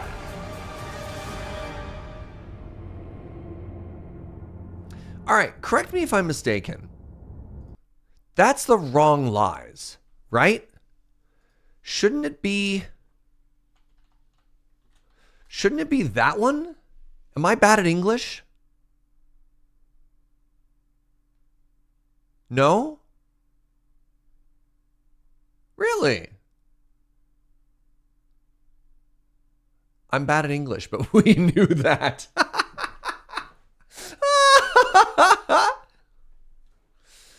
Lays is if you're the one. Okay, English is bad in itself. Okay. You lay something down, but it lies there. It lay there. Lay would be past tense, wouldn't it? Lies is current. You lay something down, you lie down. I mean, you're Canadian. Maybe it works in your dialect. No. You're thinking if we had a U to it, that'd be the Canadian. I'm lying. Lays as if you're eating potato chips. Delicious. What's up, S-Rap? Heavy lies the count is grammatically correct. Interesting. What was that, sweetie? The crown lies on your head, but you lay the crown down. Interesting. Interesting. I guess this is the difference between like through and through, right? Other cases of weird words that stupid English being stupid. People mix up lay and lie all of the time. I guess so. Maybe this is a bad example. Anyways, let's talk about city builders and tower defense games. Because this is one of my favorite spectrums.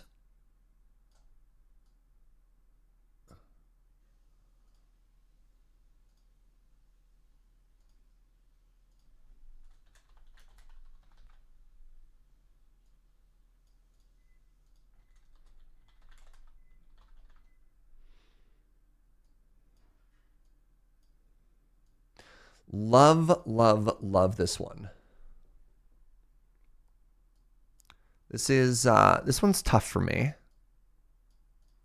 So all-time bangers. If we're looking for absolute all-time bangers, they are billions. I mean, I guess, man, actually, maybe it's not actually a spectrum. Maybe it's a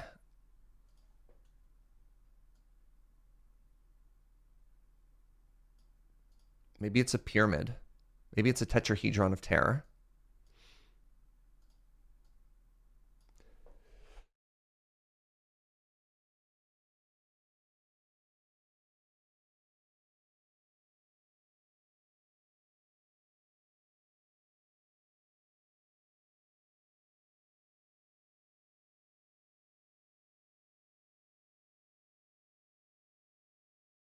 I muted for the sneeze and then I forgot to unmute. So like, They Are Billions is an all-time banger in this one. And it's, oh no. I don't even know. We don't necessarily even need to graph this, but like games that I love. Let's just start writing this down. They Are Billions. Right? Exists somewhere. We've got Farthest Frontier. Oh my God. Joe just brought me a coffee. Thank you, my love. The Last Spell. Yeah. Oh, what's that? No, I'm okay, sweetie. Thank you. The Last Spell. Yeah, another banger. So I feel like, all right, if we had to, let's say They Are Billions is green. Let's make the font a little bit thinner for that one. I'd say They Are Billions is like here-ish.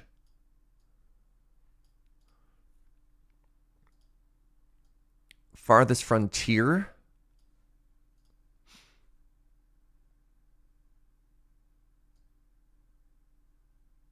It's like here-ish. More of a city builder and a tower defense, less of an RTS. The Last Spell. So like, I want more games like this, right?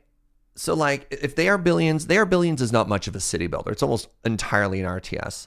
So The Last Spell is firmly on this side, but over here, it's like pretty far from RTS. Dotage, I don't think is any of these. That is a turn-based city builder roguelike. It has no RTS or tower defense elements to it.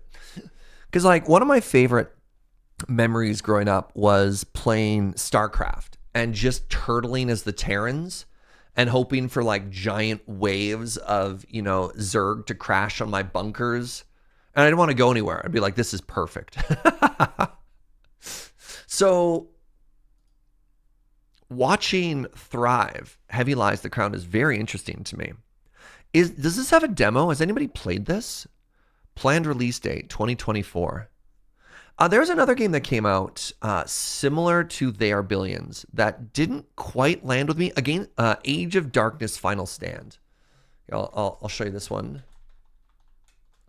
We actually got a key from the developers for this one, and it was very close. It was very close, and it did some neat stuff. It didn't quite land. It was published by Team 17. No kidding. So here, check this one out.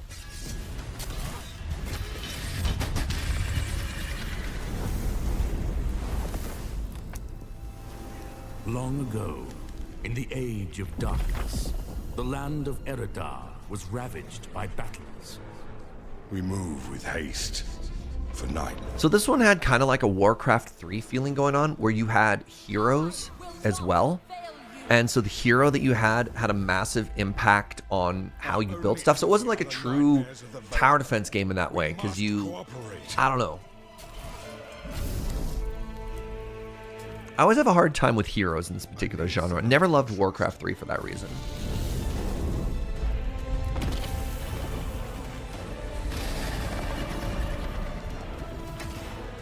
More nightmares are coming our way. Hold them off. Heroes always kind of meh. It forces you to start doing like a whole other level of micro that I don't really want to be doing in this genre.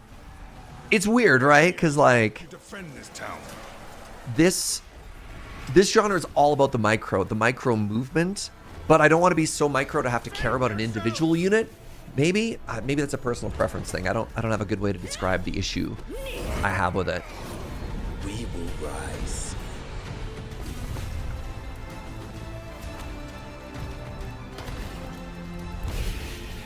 To be like, I don't like that. I don't like that micro in a genre all about micro. Oh, I was grasping at something for just a second there. Yes, I remember. There is another amazing tower defense game coming out soon. Oh my goodness, somebody help me out here. It is, you build it block by block. You build your own walls, you build your own towers. Can somebody help me out? What is the game I'm thinking about?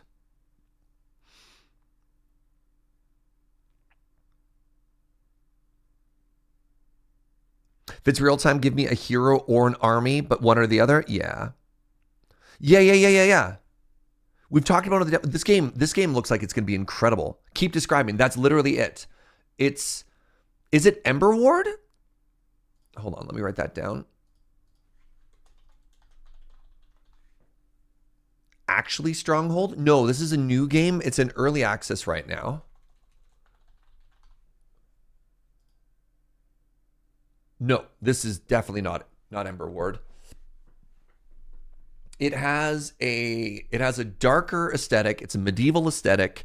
You like put archers on top of a tower, but you build walls and you build towers, and it's got a whole physics system behind it, and it looks beautiful, and it's Cataclismo. Yes. Maybe this is the next great game in the genre that I'm hyped for. Oh my God, this game looks incredible. This, whew. All right, let's put this here first. Cataclismo. Thank you, Wugachaka. Planned release date, July. Hold on, please hold.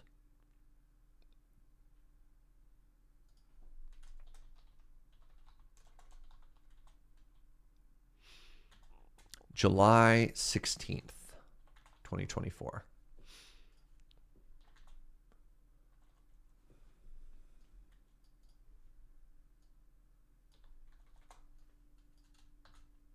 Move this down here.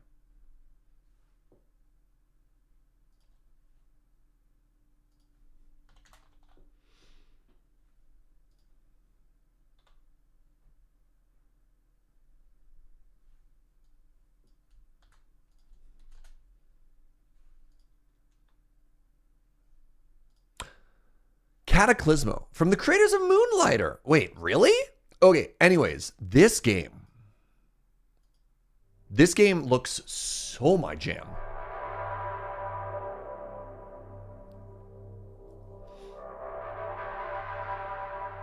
Orb. Everybody loves Orb. Perla, perla, glowing bright. Build my home to last the night.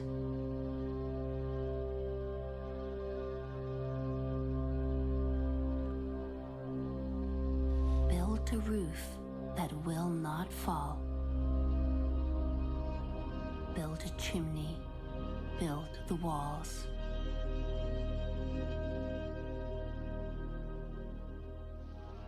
Oh, Perla, do not let them breach. I haven't seen this trailer. Build my home well out of reach. This is a very different vibe from Emberward. I should check out Emberward after. No, this game looks incredible. If you're like a TD fan, oh my god. So my banners ripped and torn.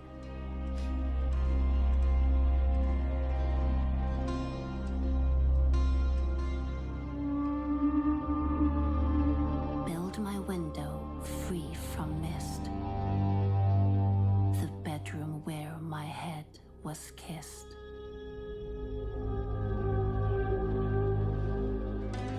Oh Perla, by your misty light, build me back my home tonight.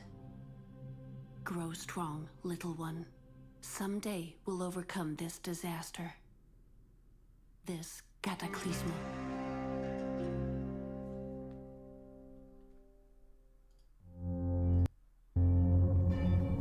The Cataclismo left us broken. There we go. Look at this.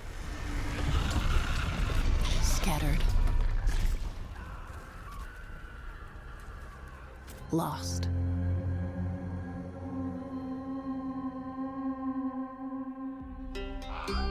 Caca. We found our courage. We rose. Piece by piece. Huh?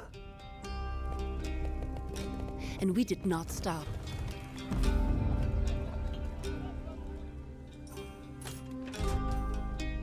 We faced down horror, night after night.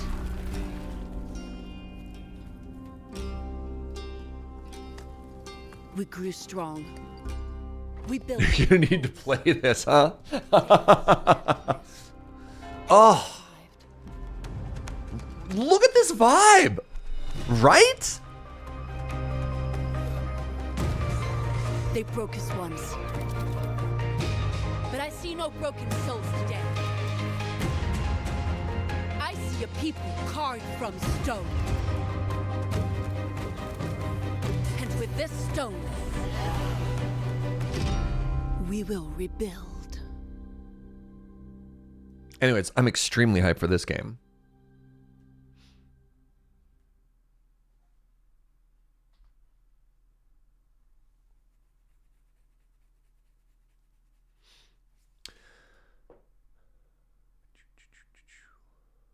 Have I streamed the demo? No, I haven't even played the demo. I don't play a lot of demos. There are a lot of games that are out. And I only have so much time in a day. I saw somebody try to make a suggestion while I was watching a demo, and it's completely gone. If you try and post demos now, that would be a lot better because I only have the limited ability to multitask. Dicefolk, thank you. All right. Oh, so Thrive. Anyways, I got distracted. We were talking about Thrive. We'll go to Emberward afterwards.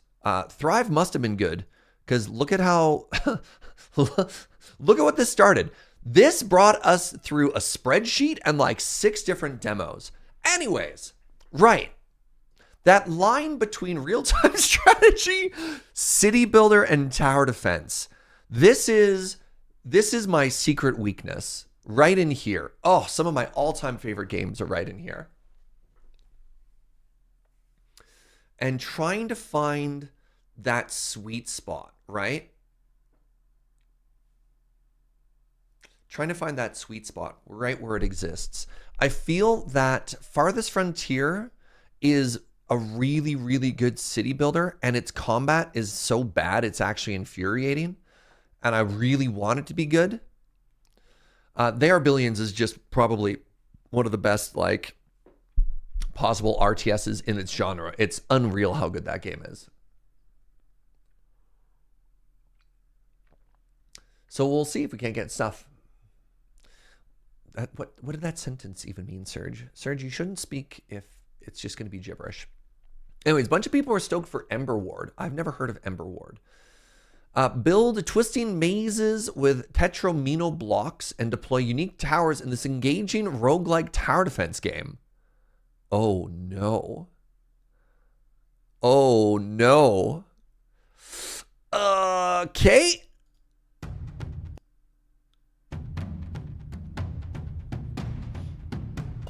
Wait, is this a Tetris-based roguelike?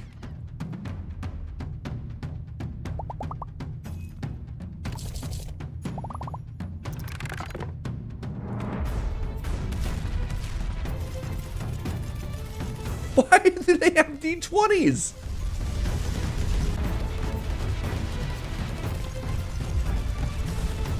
Tetromino is the name of those shapes. I did not know that.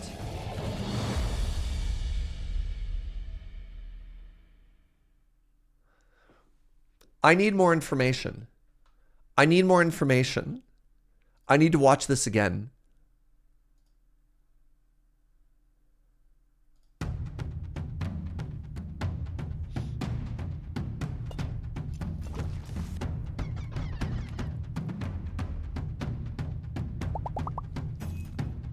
Spacebar does not pause. So, there's a Slay the Spire-esque movement. Okay. Fight, presumably elite, some kind of shop or upgrade event. Okay. These are all the different towers you have access to. Tower loadout. Presumably you can upgrade your towers. From my experience with Riftbound, I'm not convinced that Slay the Spire map is good fit for tower defense. Yeah, I kind of just like wave-based stuff and then you die. You can swap out towers. That makes sense. Okay, so here, it looks like you maybe combine a tower with a shape and then you make a maze based on that, maybe? I'm trying to speculate how a game is put together by taking stills of a trailer. Just if you're curious what I'm... All right. Oh, sorry. So that was an obelisk for random events that they have.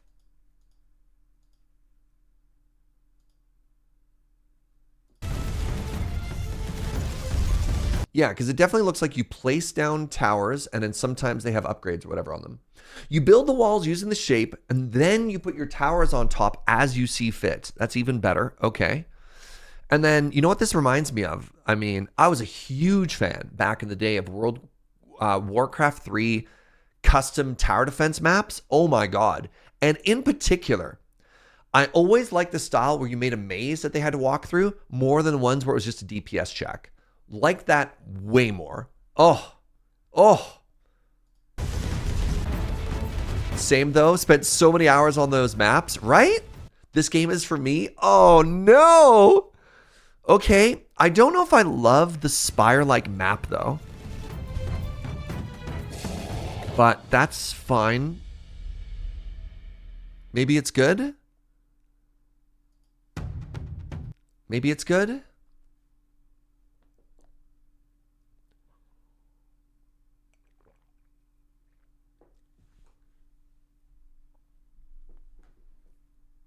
I'm going to add this to my wish list. The demo is worth checking out if you have copious spare time.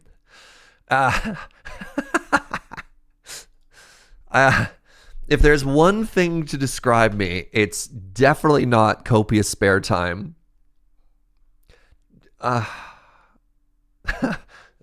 We'll just leave that thought there. You can't free build the maze you want. You have to use the shapes. Maybe that's interesting.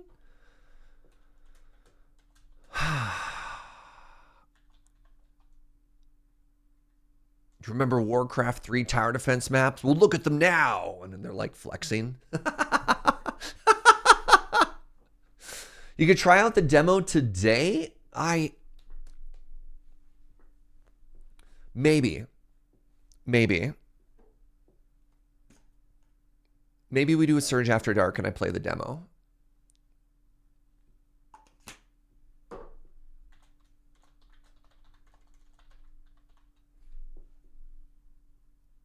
What if I just play my old favorite StarCraft, Warcraft 3 favorites? I mean,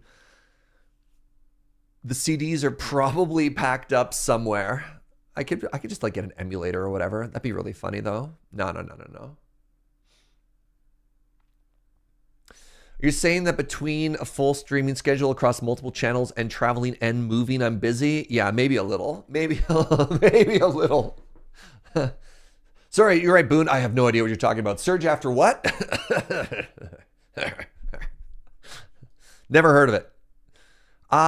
This was a great thing here. This is a great little distraction. All right. Next up, where am I? Emberward. Wow. All right, Towers of Aghasba. An open world experience where players can build vast settlements and grow sprawling ecosystems on their fantasy island. Oh no! Stop it!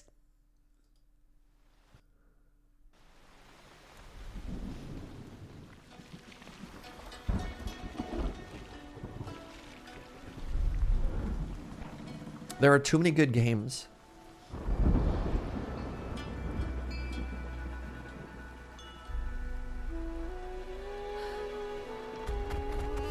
Oh.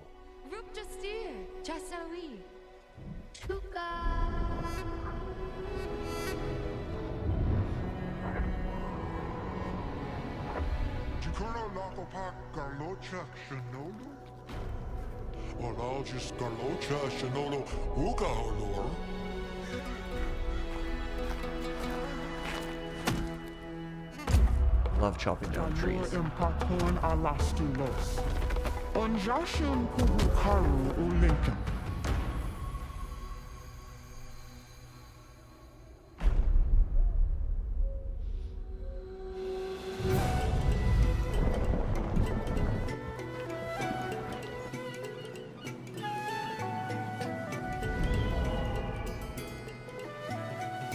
Ochlitao kan at shakro. O bangku chai earn chiari pastu giptao lakern. Bakumpa jujara.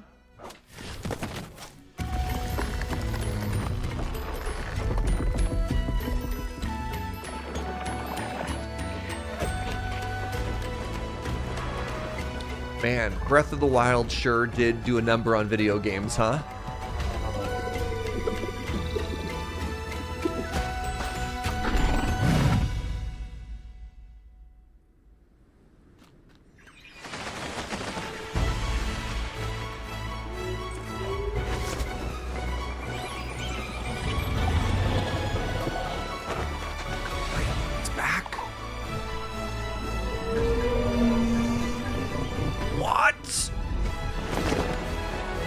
What is this game?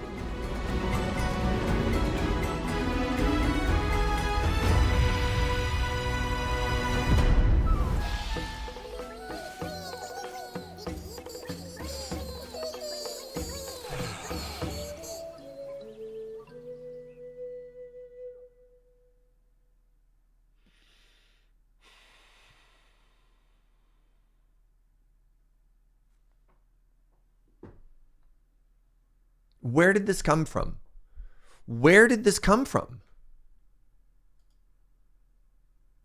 Why am I only finding out about this now? I love that I do this. Single player or online co-op. Too spoopy for Serge. I saw leaves. Oh my God. Okay, this is going on my watch list.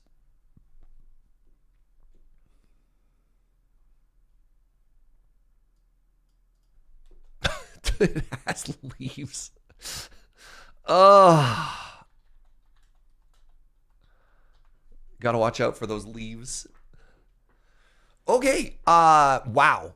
So games I am so hyped for. Okay, so this gets 4 stars. This gets 5 stars. This gets 4 stars.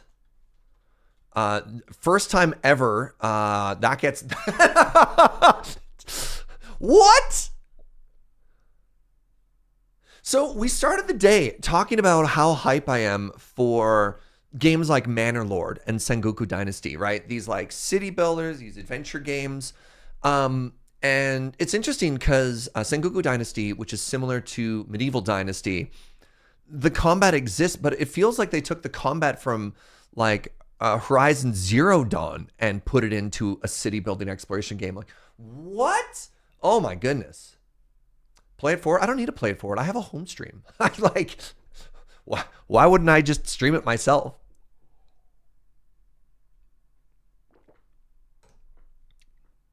Let me find a hole in my 35-hour-a-week streaming schedule to put in like 15 more hours. No. No, that game looks incredible. That game looks so, oh my God. I'm watching the trailer again. Let's watch this again. Thank you. God, I'm so glad I do this stream. How do people find out about video games in 2024? It's so hard. There's so many out there.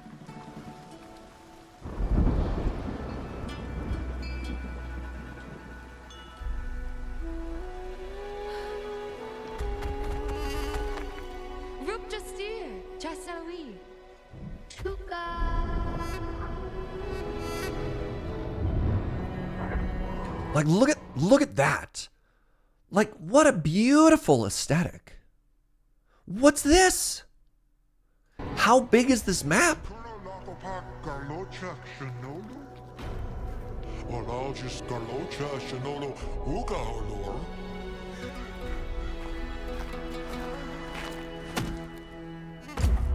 Dog.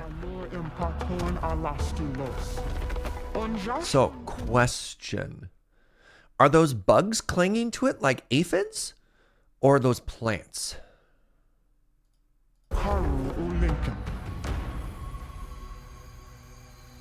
You think those are leaves?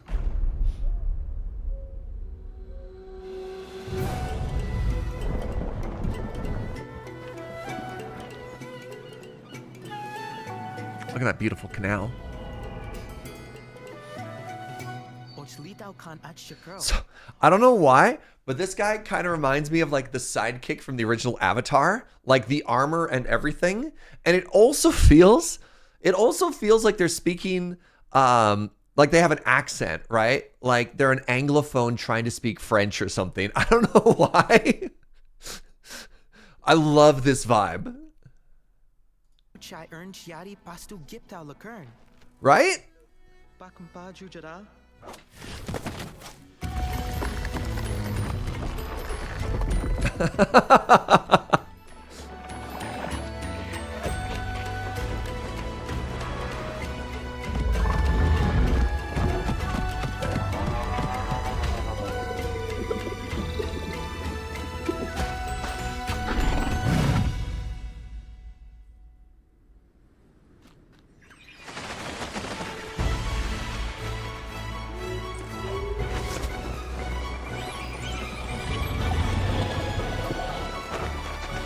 So you know what this reminds me of? The first time I played Valheim and I landed on one of those islands and started scraping the barnacles, and then you're like, oh my God. I don't know why. This, like, that same feeling of just like equal parts dread and wonder.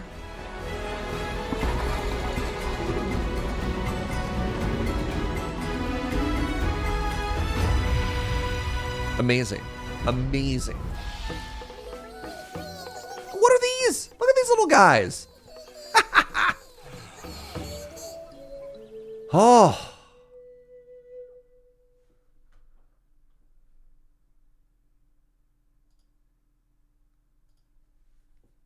All right, you have my attention, video game.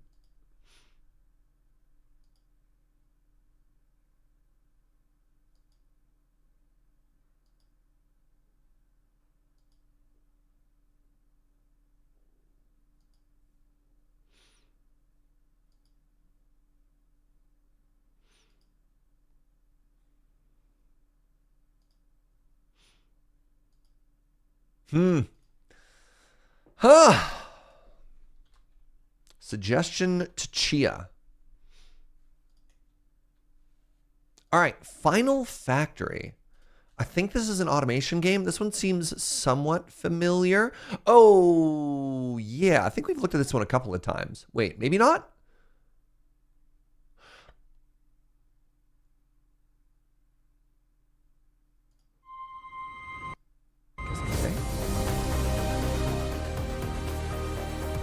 Is this the factory automation? No. They got a little Dyson sphere. We've definitely watched this before, but it's been a while. I think it's only been once. So you start off as a factory game, a factory automation game, and then it turns into something? Build mobile factories. Add programming to your factories. Goodness. And then it turns into like a bullet heaven, I guess.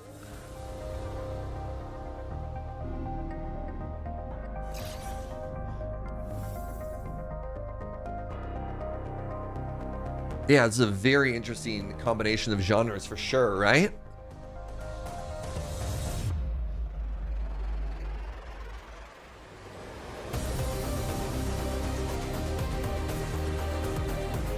Asteroid Tome. So, like, what if your favorite part of Factorio was the tower defense?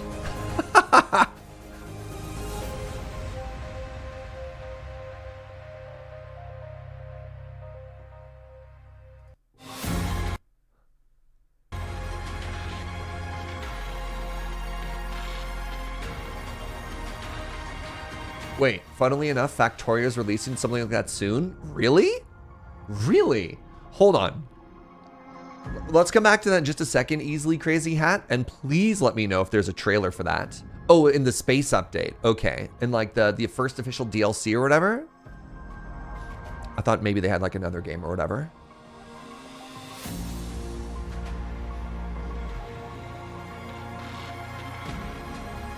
Grow huge factory. Build cargo ships. Okay. Program their routes. That part. Okay. That part's scary to me.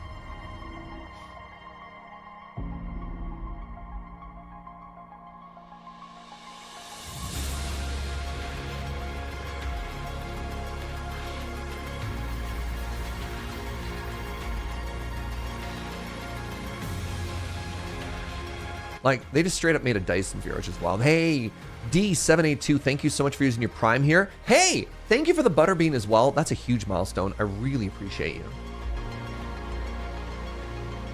Final Factory, neat. So hold on, do we have any information on the Factorio update?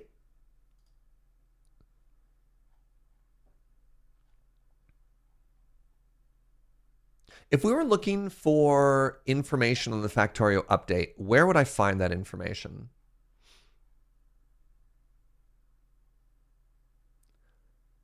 Through their blog posts and stuff like that? Okay. Blog posts. I did such a good job with English there. So they don't really have a like DLC announcement game. There's not like a centralized source. That's fair.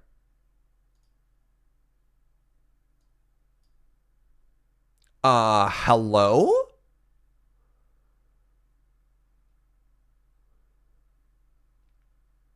What is this?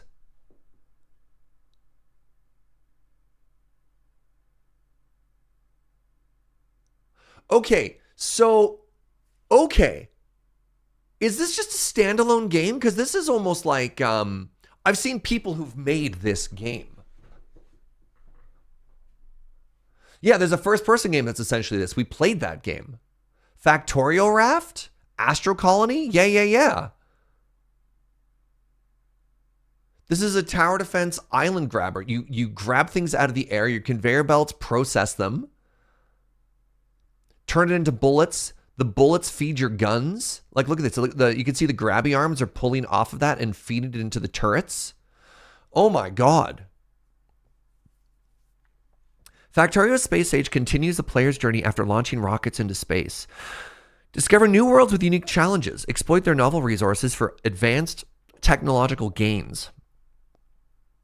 And manage your interplanetary space platforms. The main structure, instead of sending one rocket to space, you have to send many because you need to use them to transport materials. Well, no.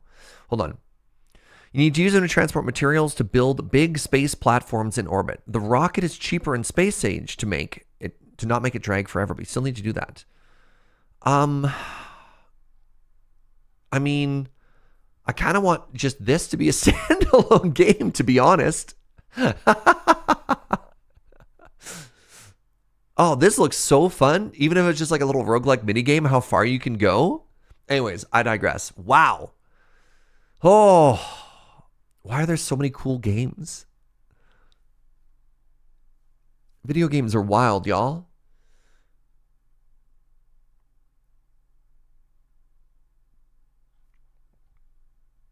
Have they mentioned a date for the Factorio stuff? Get Fuji to help us get to space. So I've only played Factorio all the way through once. Fuji and I did a playthrough. And yeah, we made it to space. We launched a rocket. We gave it a fish.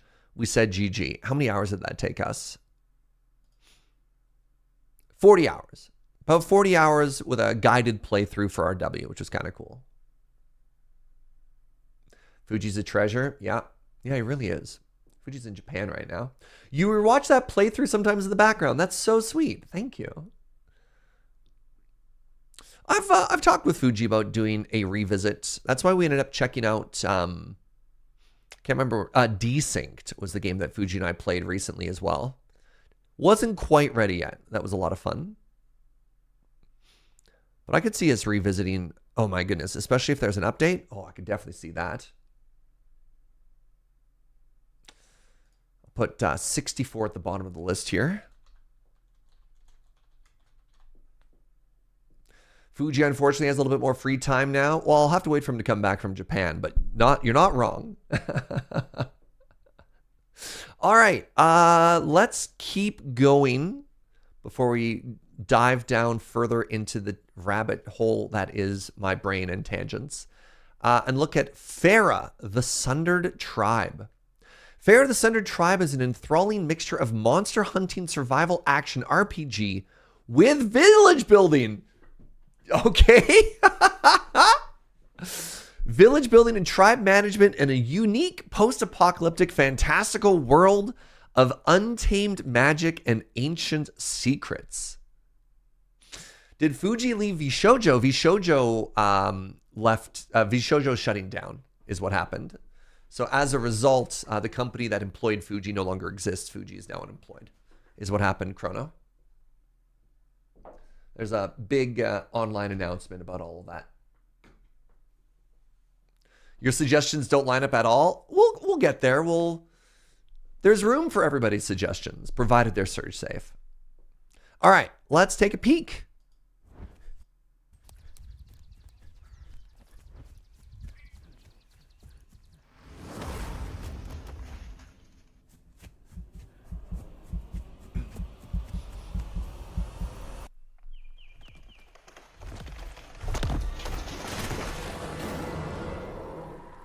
Interesting.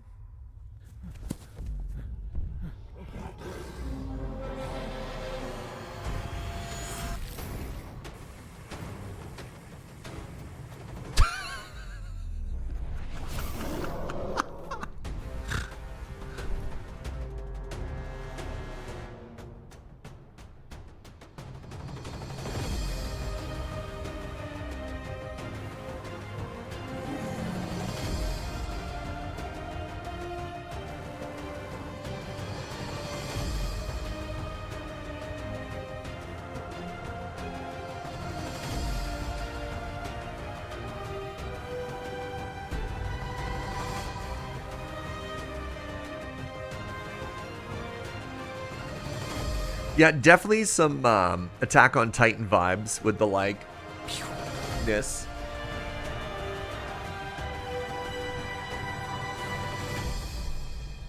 So what if Monster Hunter, but you actually used all the pieces to build an entire city and not just like upgrade? Hold on, let's watch this again. Let's watch this again. Why is our top Monster Hunter also our mayor? Well, you see, this is a strength-based society. There's no division of skills. One person has to do it all.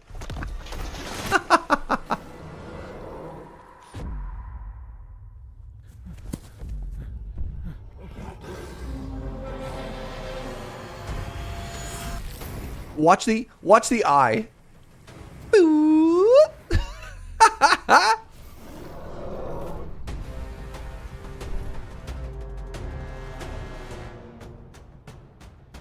Kind of looks like a salamander.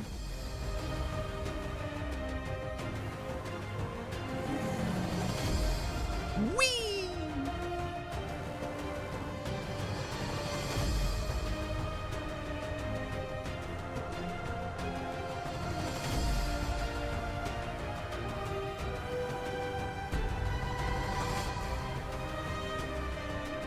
Yeah, you gonna tell them they're not in charge? Yeah.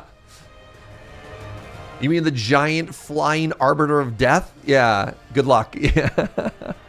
Oh, salamander shoots laser beams out of each of its eyes. Interesting. Man. There are some amazing looking games coming out soon. Multiplayer online co-op simulation action RPG.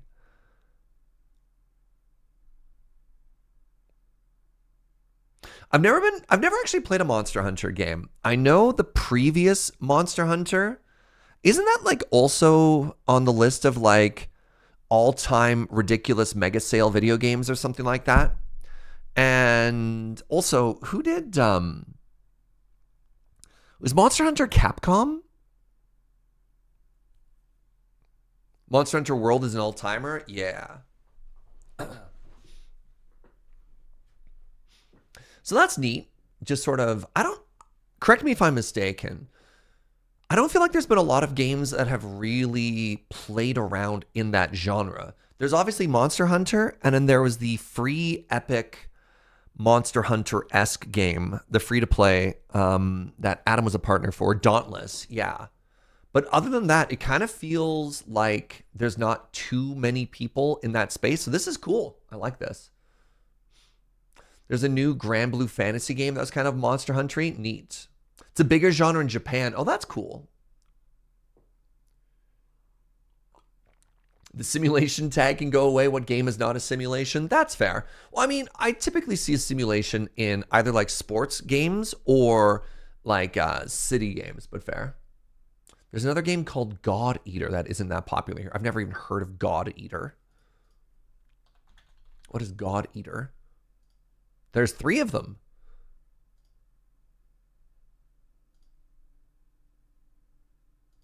I can't click on it.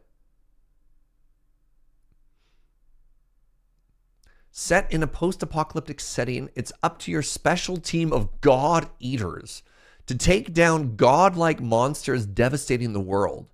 With an epic story, unique characters, and all new god arcs, and Aragami, the latest evolution in action, is here from 2019. Huh.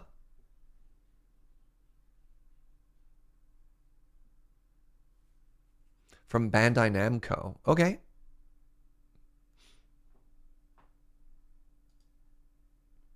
Very cool.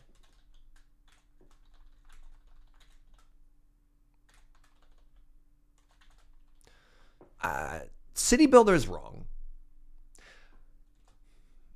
How would you describe like Medieval Dynasties, Manor Lords, and Sengoku Dynasty? Village Management, Survival Builder? Yeah, that's closer. Because City Builder, I pictured the top-down view, right? Survival Builder is maybe a little bit better. Village Management, yeah. Very cool. Man, what incredible games we've checked out so far today. What a great day. All right, let's check out Dawntrail next. Final Fantasy. Oh, well, Anime Kitty. Well. I didn't even know there was another expansion coming out soon. All right, Steam is dying again. I'm going to have to restart Steam twice.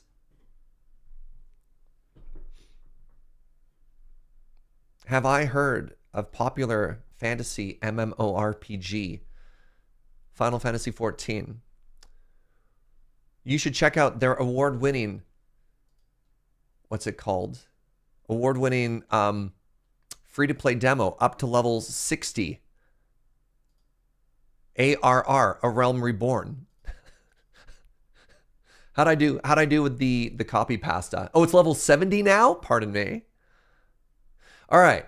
So I'm going to call it right now. This is how the trailers go. Oh, wait. Did you know that the critically acclaimed MMORPG Final Fantasy XIV has a free trial and includes the entirety of A Realm Reborn and the award-winning Heaven's Ward expansion up to level 60 with no restrictions on playtime?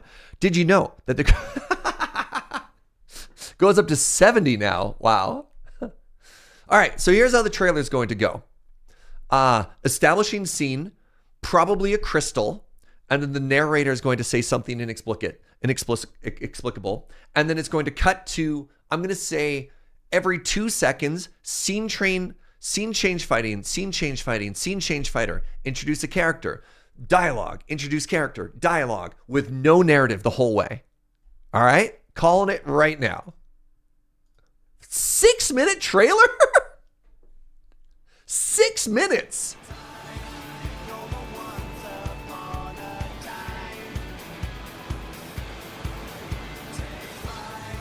Here's the establisher.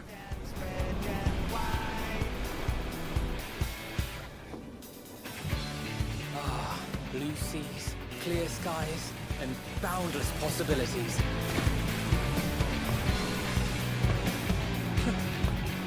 I dare say our destination will soon be in sight.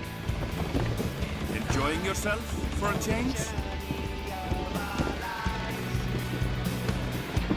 The great logo reef.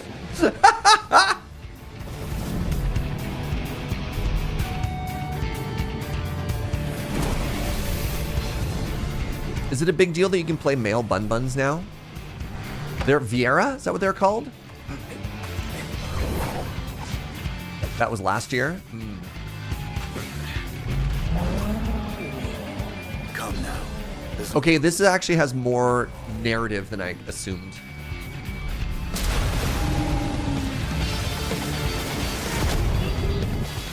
And that it actually has, like, plot. Might make for a worthy opponent.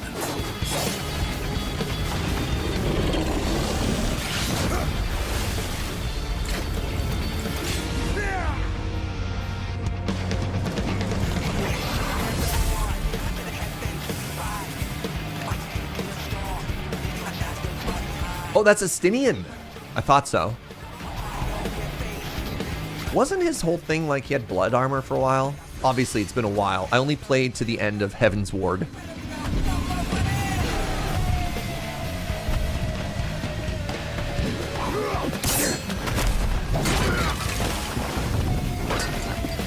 Who are you? We get to see now because your cloak is on fire.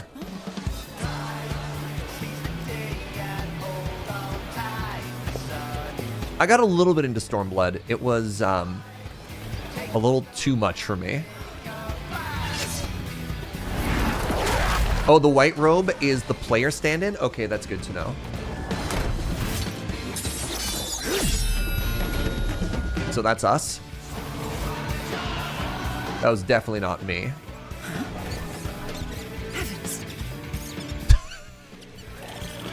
Okay, now we're getting pretty anime, right? Character, scene, character, scene. You're like, what's even happening now? It's got a little bit more of a through line than I've normally seen. A moment to speak further.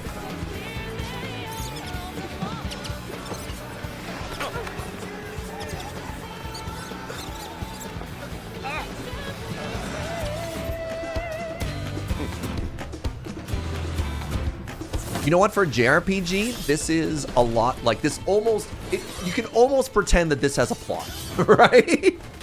That this has a story. And There's no narration, nor would they be like, "You're never gonna make it." You're like, "The king needs you," right? Like, there's none of these like non-sequitur lines in the background, which makes it a little bit more coherent. Now we see a person who's never eaten a taco in their life.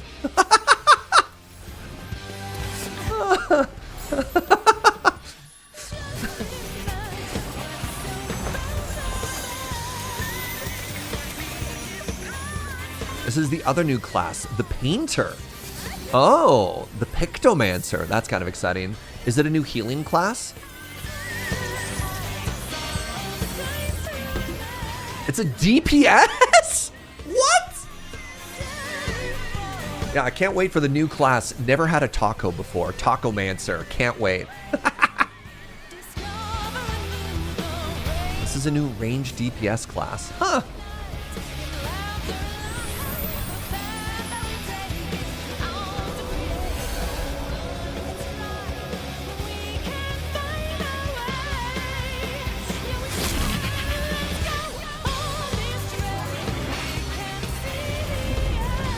The music in Final Fantasy XIV was always amazing.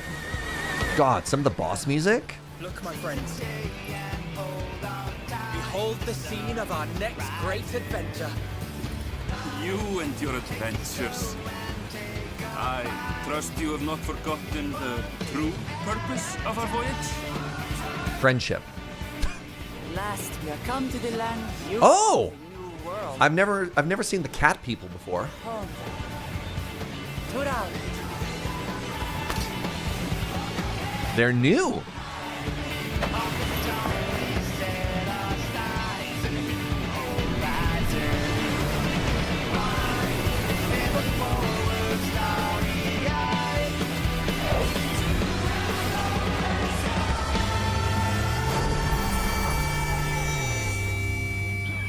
So in the new expansion, we get male bun-buns and female cats. Love it. There's 2 types of cat girls. Okay. Honestly, Final Fantasy XIV is amazing. I just don't have time in my life. I just don't have time in my life for an MMO. I just can't.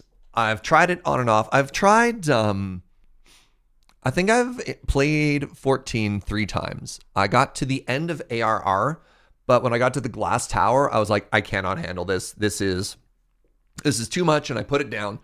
And then I came back, and I want to say I time skipped or bought to the start of Heavensward, and I played all the way through Heavensward, and I had a great time, and I was like, this is amazing. This is super duper fun.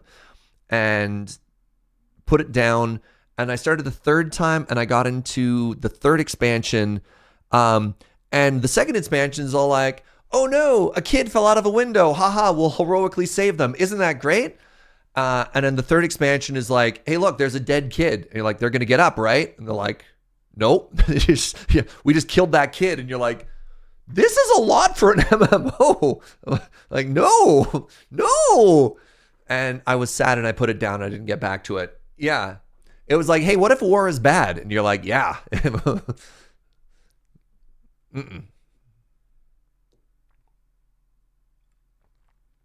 What was that expansion called? You have the acronym in chat. Too much for me. Stormblood. Yeah, Stormblood. Ugh. Stormblood made me a big sad, and so I stopped playing it. Stormblood definitely has some scene shock factor going for it. Yeah, how far did I get? I got to the point, I don't know, people have a better description.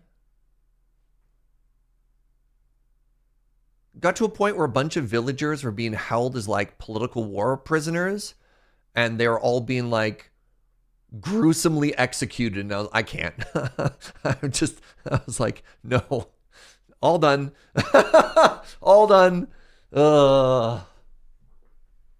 Yeah, and I've heard, especially Shadowbringers and Endwalker are all supposed to be very, very good, and you know, people love watching Sprout stream it, and everyone's crying, and I was like, that's a lot. That's a lot. So, anyways, thank you for sharing Dawntrail. let me just write down some notes here.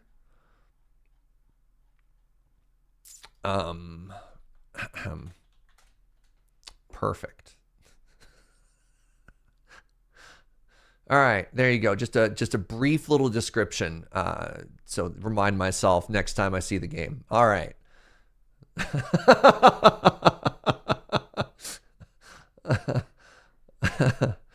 All right, now for something completely different. We're going into Princess Peach Showtime, followed by Duck Detective, The Secret Salami.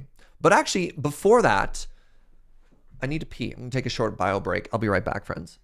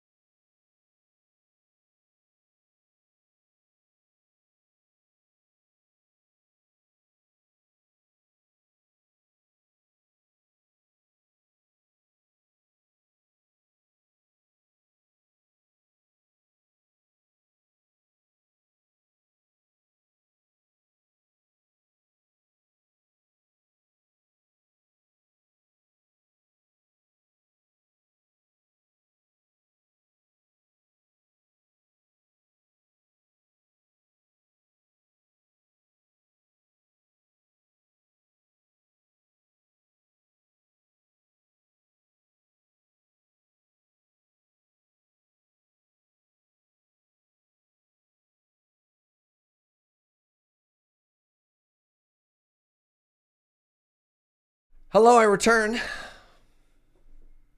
All right. I'm just going to assume, because it has the words Princess and Peach in it, that this is not on Steam, that it is almost certainly a Nintendo title, and as such is going to have to be watched on the YouTubes.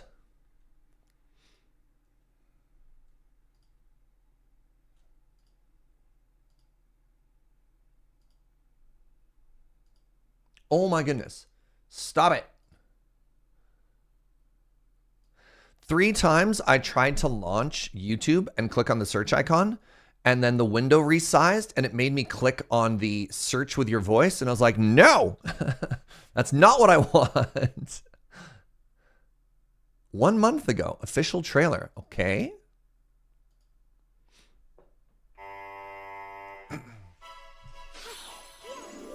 Wait, figure skating.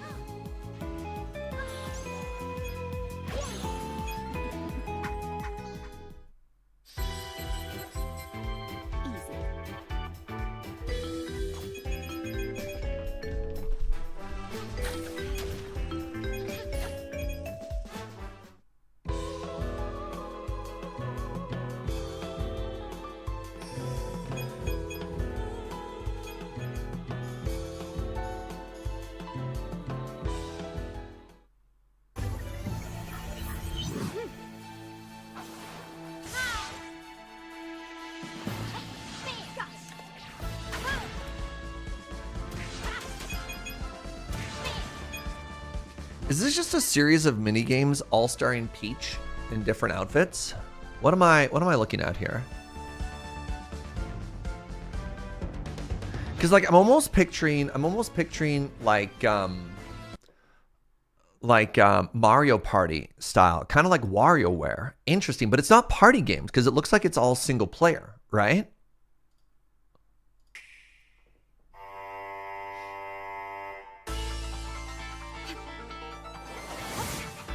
This is an action puzzle platformer where Peach can change costumes that change her abilities. Do you change on the map though? Howdy there. Howdy.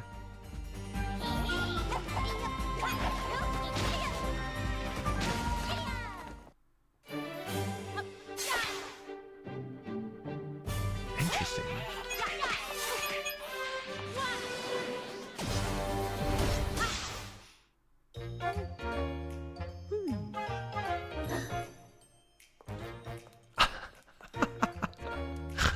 Okay, Detective Peach might be my favorite.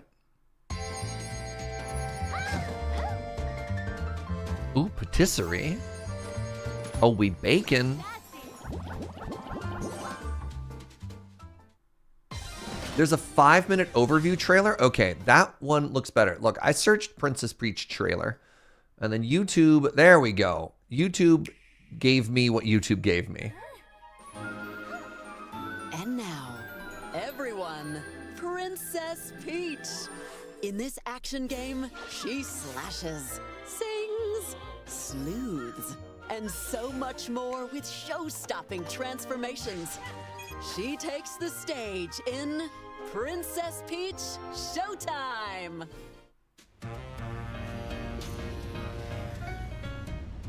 Wow. Peach and the Toads were just about to enjoy some performances at the Sparkle Theater. But then...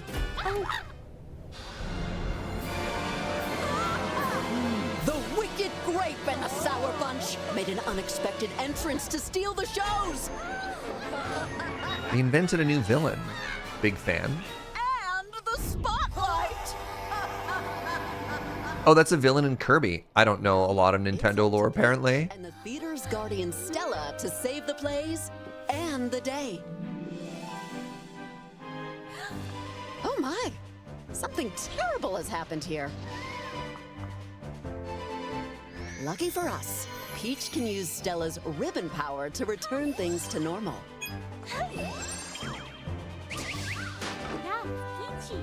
But the ribbon power won't always cut it. At times like these,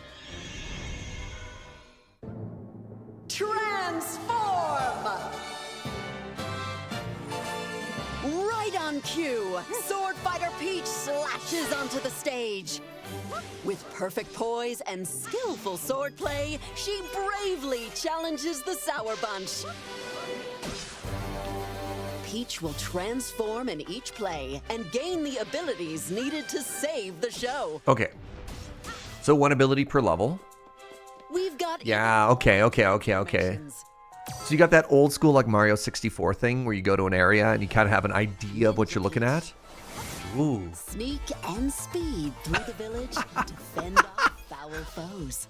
figure skater Peach. Time to shine.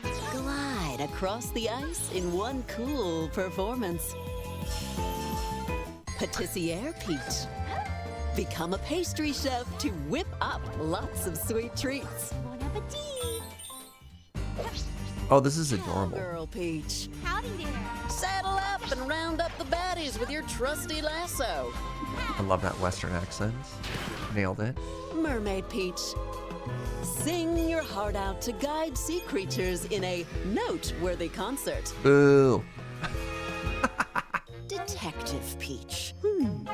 Use your sleuthing skills to uncover clues and crack the case. Dashing Thief Peach. Leave it to me. Infiltrate a secret lair to recover stolen jewels. Easy. Kung Fu Peach. Ready for action. Fight as a martial arts master to defend the school. Mighty Peach. Hero time. Harness superhuman strength to protect the city from an alien invasion. You see the little ropes? Because it's all supposed to be stage work, right? So sometimes you can see the strings holding them up. It's very cute. It's like a neat little addition.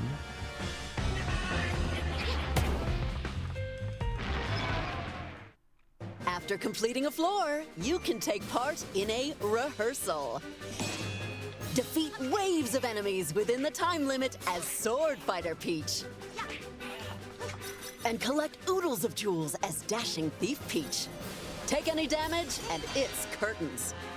But get a gold rank and you'll receive an in-game reward. What up, Atara?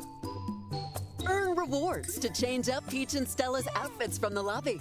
So pick your fave and take the stage.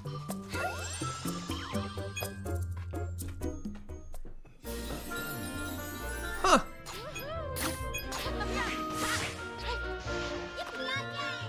Become a transformation sensation to defeat the Sour Bunch and save the Sparkle Theater. The Princess Peach Showtime game makes its debut on March 22nd only on the Nintendo Switch system. Wait, that's yesterday. For the show with pre-orders, a free demo available now on Nintendo eShop. Cool. Very cool. Another game that I had completely missed. Thank you for sharing that. That's legitimately delightful. Yay. All right. I'm going to close submissions for new games. I had a terrible night's sleep last night because I just kept thinking about moving and stuff like that. I move on this day. I move on the 28th. So we're going to keep going. I'm not going to end it now, but, and we're going to keep going with the pace that we're going. But I think I don't have the energy to keep going if we add more and more stuff afterwards. So apologies if you had some suggestions, you want to put them in. We'll keep hanging out. And we'll probably get distracted and do some other stuff too. But I don't want to necessarily add like another game. Do we want to include the suggestion in the trailer? No. We'll just keep going. Apologies. We do these fairly frequently. There'll always be chances. But yeah, let's keep going. All right. Duck Detective Secret Salami. Solving crime is no walk in the pond. You are a down-on-his-luck detective who also happens to be a duck. Use your powers of deduction to inspect evidence, fill in the blanks, and bust the case wide open in a narrative mystery adventure where nothing is quite as it seems. The truth. The truth is an ugly mistress. But I ain't no ugly duckling.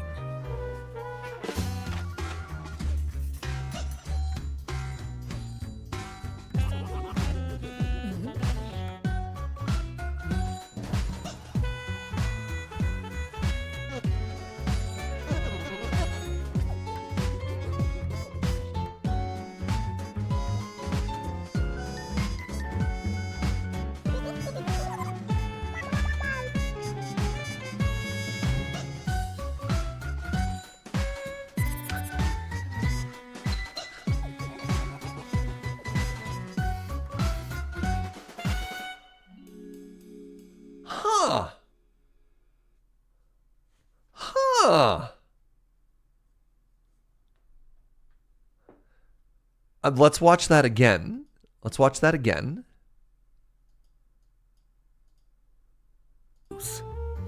The truth is an ugly mistress, but I ain't no ugly duckling.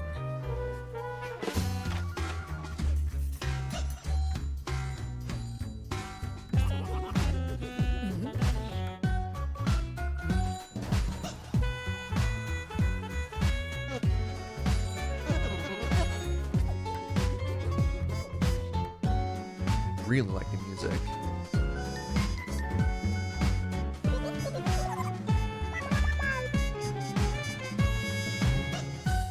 That poor alligator. They seem so shocked. Look at them. They're doing their best.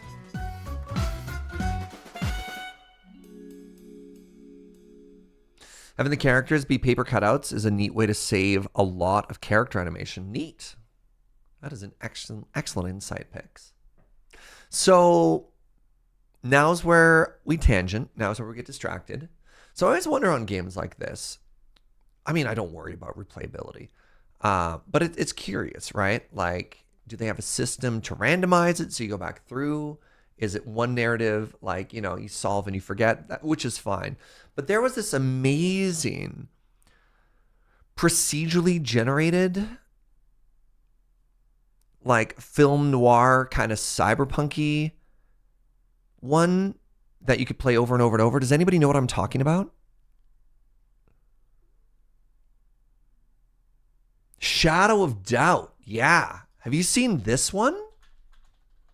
This game seems so cool. Wait, why can't I? No?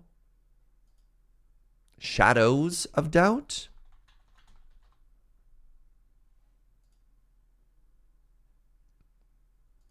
Excluded because of depictions of graphic violence displayed in low fidelity fashion. That's fine. So this game is fascinating. It was real nice, wasn't it? 28 floors up. All that rose-wooded gold trim got you soured up and soft. So you decided to take things. So they've made this whole city and this whole world. I know you're going to squeal, Mr. Franklin. And then you figure out cases in random places.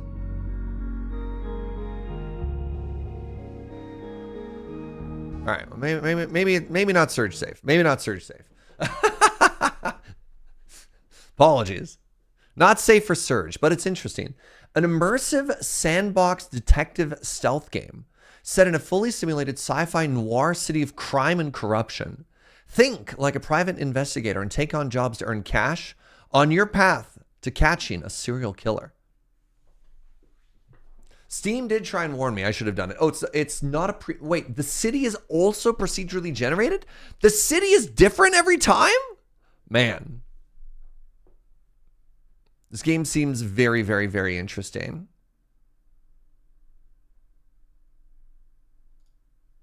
But I got distracted and we went away from the Serge safe stuff. That's my bad. My apologies. So yeah, I don't know. Detective stuff on Steam always seems very cool. It's always an interesting, like, how do you do that? How do you tell that sort of story through a video game, right? I like it. All right, the Crust automates a lunar base as you become the savior of humanity, exploring the future of the moon. Hold on, I feel like there's a word missing. Automate a lunar base as you become the savior of humanity, exploring the future on the moon. The savior of humanity exploring the future on the moon? Or the savior of humanity, comma, exploring the future on the moon? How do I read this? Minecraft research and trade resources with Earth in this gripping narrative base builder.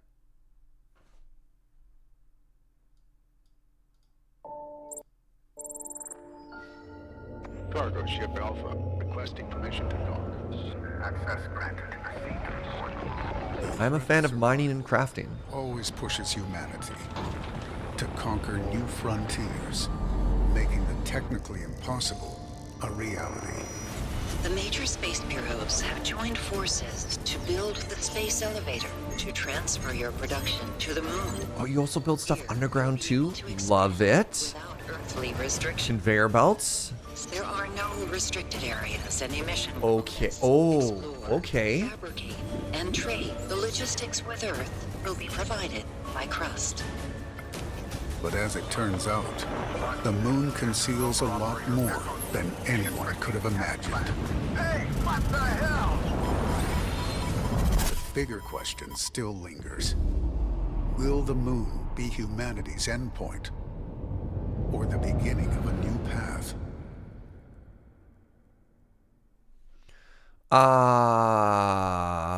Let's watch this. And then we'll go back. What a milk. This looks like it might be my jam.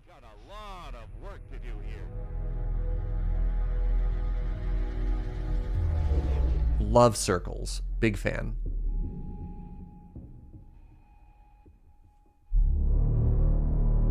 Okay, that has nothing for us.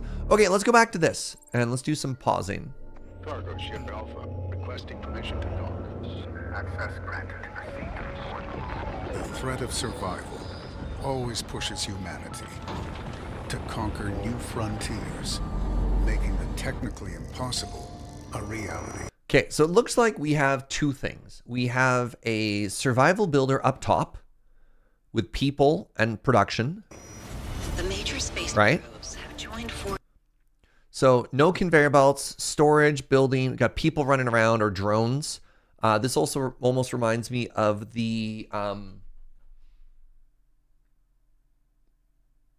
what was the space automation builder game where you made like domes and people? Surviving Mars. Thank you. Yeah. No. Milk nailed it immediately. Yeah, Surviving Mars-esque, right? With the drones and those little surface survival tanks. Forces to build the And then there's a second mini game where you have an underground layer where it's tile based. space elevator. And then down here, you set up production chains and conveyor belts. So you mine and you produce. I've streamed Surviving Mars a couple times, yeah. To transfer Look at that. Look at this. your production to Little science laboratory down there. the moon. Here. And then cargo pod ready for landing. I don't know what this means. Maybe you have multiple You'll be able bases? to expand without earthly restriction. Okay, scan. There's the resources you care about. Okay. Or scanner. Status online. Okay. Power. Sure. There are no restricted areas and emission quotas. Explore, fabricate, and trade the logistics with Earth. So that's the science. This is some type of trade scene. Okay. Yeah, this game looks very neat. But as it turns out, the moon conceals a lot more. Like Dwarf Fort? This is not. I don't get any Dwarf Fortress vibes from this game. This looks like exactly your jam. Yeah, same. You know what this reminds me of actually is, do you remember when we played SteamWorld Dig? The only difference here is when I look at scenes like this, I don't know if all of a sudden we need to manage multiple bases. Like what does this tell us, right? Is this the sort of thing where, kind of like in Frostpunk or other games, you have a base, but then you send out search parties and they can bring stuff back? Yeah, you have like a very grindy underground automation layer. Ooh, those look like splitters. Science tree. And then you have an above ground science and production thing. Solar panel, fuel generator. Yeah, okay. Ooh, this is your science layer. So from what I played in the demo, that's what you do. You get rover scouts to check out points of interest, right? That's probably a combination of narrative stuff because it says it's narratively driven as well, which is very interesting. So if it's a narrative-based builder, it probably definitely has Surviving Mars vibes, pardon me, where you hit like certain story beats. Maybe a bit of Dyson Sphere with many bases. So with Dyson Sphere, I mean, I guess on different planets you have like different connected systems. I don't know. Crust doesn't seem that too hard. Easy as pie. That's fair. Neat. Very cool. I'm going to add that to my wish list. Excellent suggestion. Thank you. I mean, all the suggestions are excellent. All right, next up, Earthless. What does it mean to be Earthless? Is it going to be like Waterworld? First guess. Sci-fi roguelike deck builder. Okay. Where humankind has been thrust into the cosmic wind on a fleet of starship captained by you. Captain, my captain. To find a new home, you must draw your own path. See, get it? Through the stars and play the hand you're dealt. Okay, I'm out. I'm out. You are our hope in the darkness. Uh-huh. So what do we have here? Announcement trailer. Okay, let's watch the announcement trailer first.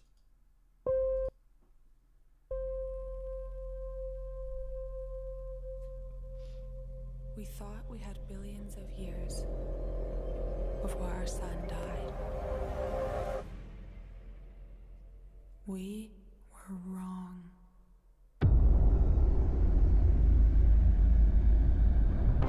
Thousands of us answered the call, rallying to save those we can. Every one of our ships a ray of hope. Captain, it is up to you to find us a new home, so we can plant the future seeds of humankind. Love the music and the aesthetic. Also, you have a great premise for a roguelike because you just play a different ship each time, right? Okay, you got me so far. I'm on board.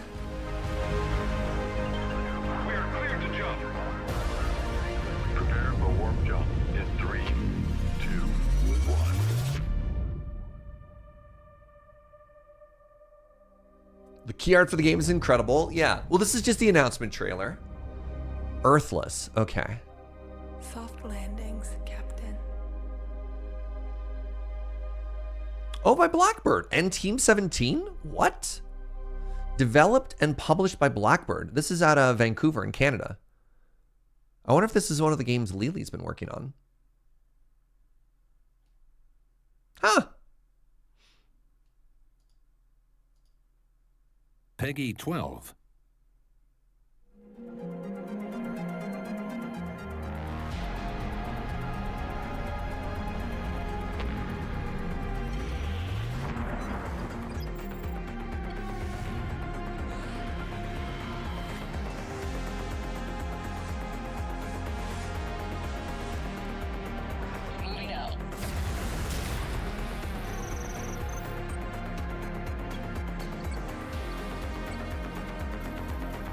This is not at all what I expected.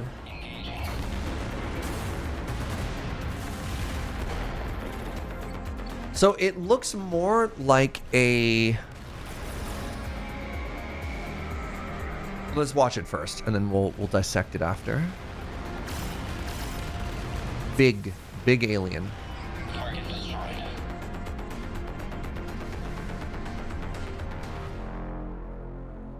Okay.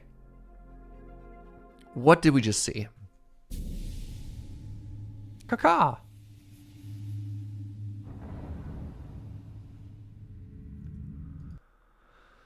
We're going to have to pause a lot here.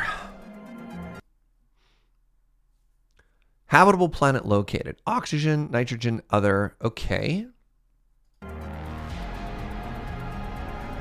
No, definitely different from Cobalt Core.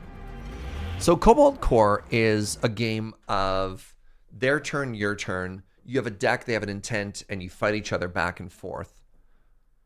Select your ship class. Okay. So select your starting faction and then draw 3 cards. These cards cost 0 energy for the encounter. Add dagger missiles. So this is your class at the beginning. Different classes and different subclasses. So a lot of options. This is the encounter map. So this might actually be jumping from system A to system B. You have a starting point. And this is your route through. Interesting. maybe it does have a Kobold Core thing where the different people that you add to your ship add differences to what you get to do. And when you actually fight, so this is the part that's different to me, right? So you go here. You have a bunch of enemies. This almost looks like XCOM. Do you know what I mean? Where you've got a combat map. There might even be a cover system. So you've got movement. You probably divide your energy between movement and doing cards. Okay. Battlefield analysis. Draw 2, discard 1 for free. 1 energy, shields up, gain 4 shields. That looks like some type of probably shield and then HP.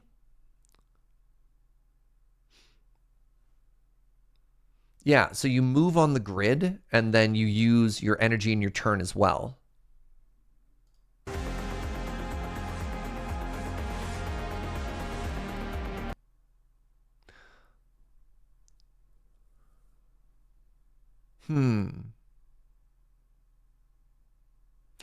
I played the demo and thought it was both compelling and solid gameplay-wise. Neat.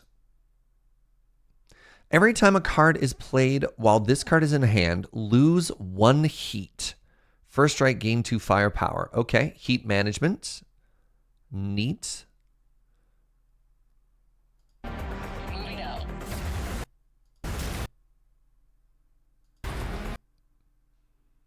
So yeah, some kind of an AoE attack there. Loving the UI. It's very interesting. It has online co-op. Uh-huh.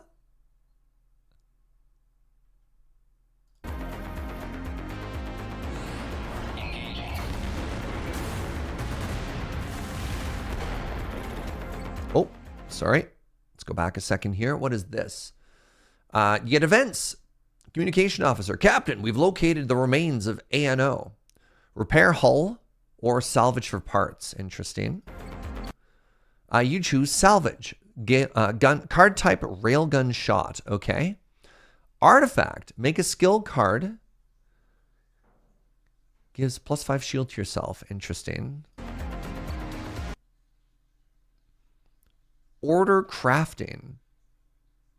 Interesting.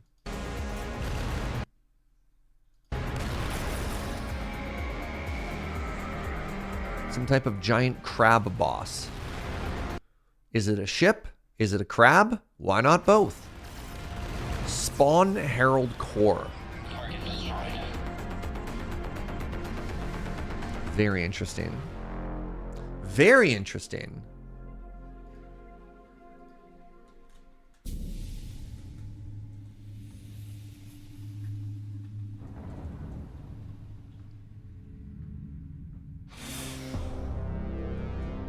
Thank you for sharing.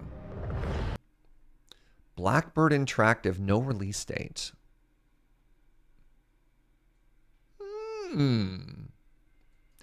All right, The Banished Vault. Qu'est-ce que c'est? A strategy game of exploration, endurance, and space travel on an interstellar Gothic monastery. Okay. Explore solar systems, harvest resources, construct outposts, and face hazards in the challenging universe of the Banished Vault.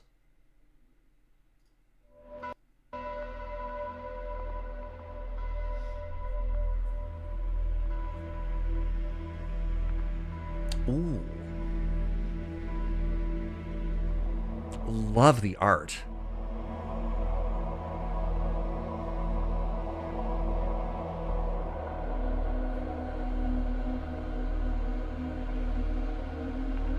Wait.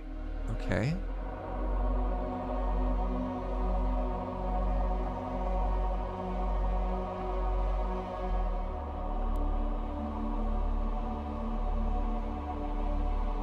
This game might be too smart for me. Looks like a very Euro board game. Yeah.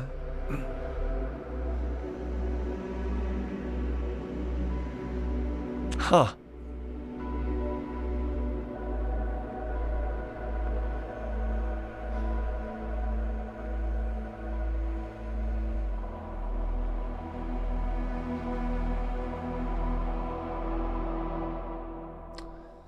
Sort of game you'd be down for if it has a good tutorial. came out in July of 2023. So this one's out.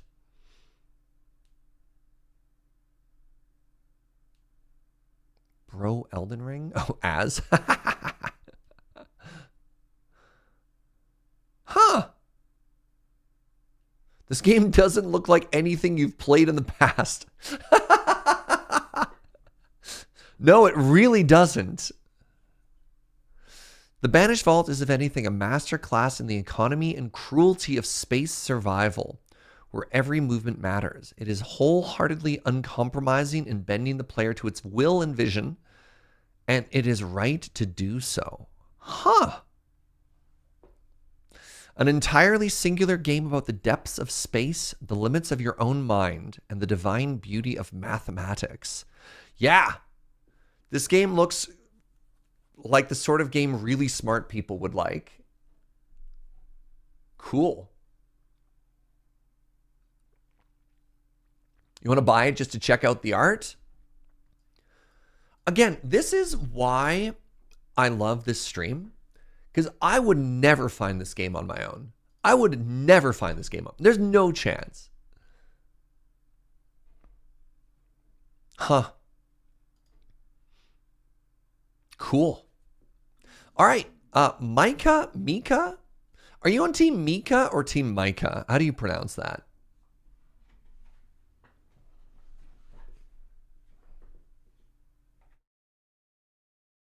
You're on Team Mika? Okay, we're already at the 50-50. Susan.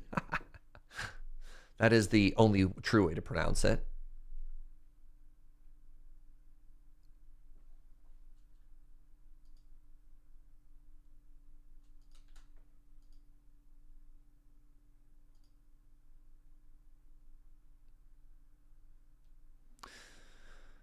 Fantasy adventure about an aspiring witch who delivers packages to the townspeople of a small island. Explore every cranny and soar through the sky with your magic broom. Delightful. Oh, we got a poll. Are you on team? Thanks. Thanks, Mod, whoever made that poll. Very helpful.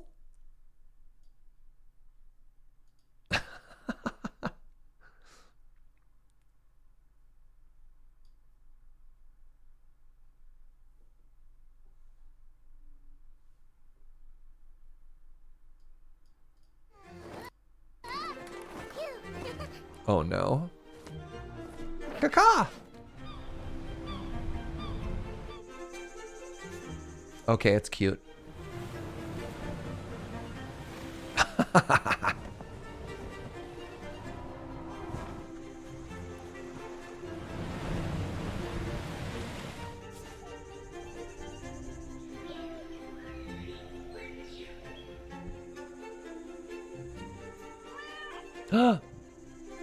Now they have a cat.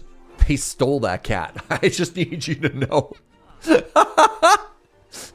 That was somebody's cat, and the witch was like, "You're mine now."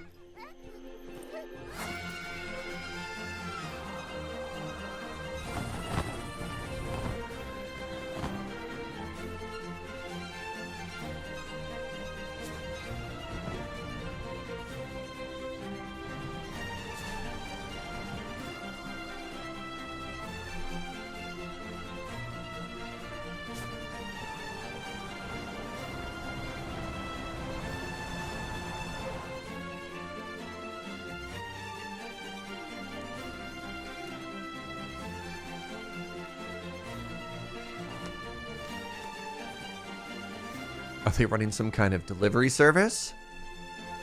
It's impossible to tell. Caca.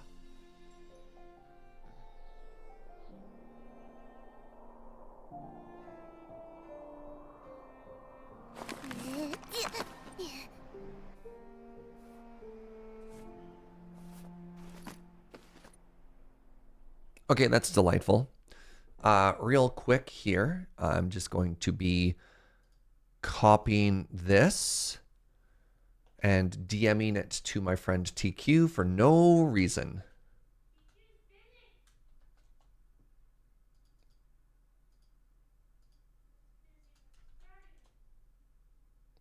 TQ's probably busy with Stardew, but you know, that's fine. Oh, that's so cute.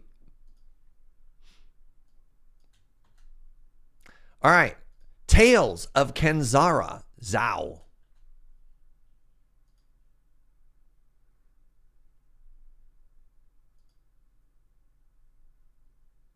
Wield the dance of the shaman. Reclaim your father's spirit. Brave the beautiful and treacherous land of Kenzera with the god of death in Tales of Kenzera Zao, a Metroidvania-style adventure crafted by Surgent Studios. Okay. You have my attention. Next Fest trailer followed by a gameplay trailer. I'm Let's going to take a try peek. and break your game. In the best possible way, like with love. I'm surfing, dude. I can surf. Or die. I'm trying to It's see not- where the it's edges not a of your glitch. game is. This is the I point might of the glitch game. through that. You don't know. You No, played this so game. you could do this for the full hour, mate, and can you're do not this. gonna. No, you can't actually do this for the full hour. Ooh, whoop, whoop. Oh, you can speed up. Okay. Whoop. Oh! Oh my god! I really like the fact we can push them off things. Jump and do it! Jump and do it! Jump and hit it! Wait a second. I feel like I could do the waterfall without the ice. No, I think we could. I think we need to try this. No, you can't. Press it now! Press Oh, it now. No, the 2 buttons! Oh, these two. Okay. Whoa! It's got a little directional thing. Whoop. That doesn't sound good. That wasn't good. That wasn't good. Oh my god. I'm very much a leap before you look. You know what I mean? So you want to head that way to the All right, hold on. All right, here we go. More devs should hire Newbon to play games for a trailer more often. Kalunga, god of death, hear my plea. And why, Zao, have you called me to the realm of the living? It is told that there are 3 great spirits who have denied you. I seek my Baba's return in exchange for these spirits. We go east. Perhaps there you may prove to me you are worthy of such a task. I will show you my worthiness. This is the road to Ikakaramba, home to the great spirit of the sky. The sooner I bring you the great spirits, the sooner you return my Baba to me. You wield a powerful mask. It is the mask of the moon. Baba taught me the ways. Graceful is the flow, a harmony soaked in virtuous intent. The mask of the sun. Baba showed me that to wield it is to harness a most ferocious love. The fiery flames of noble intentions.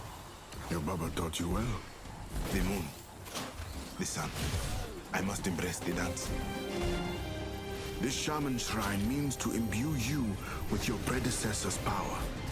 Bamba Stone. Harness the energy, Zao. Launch Akida's spear.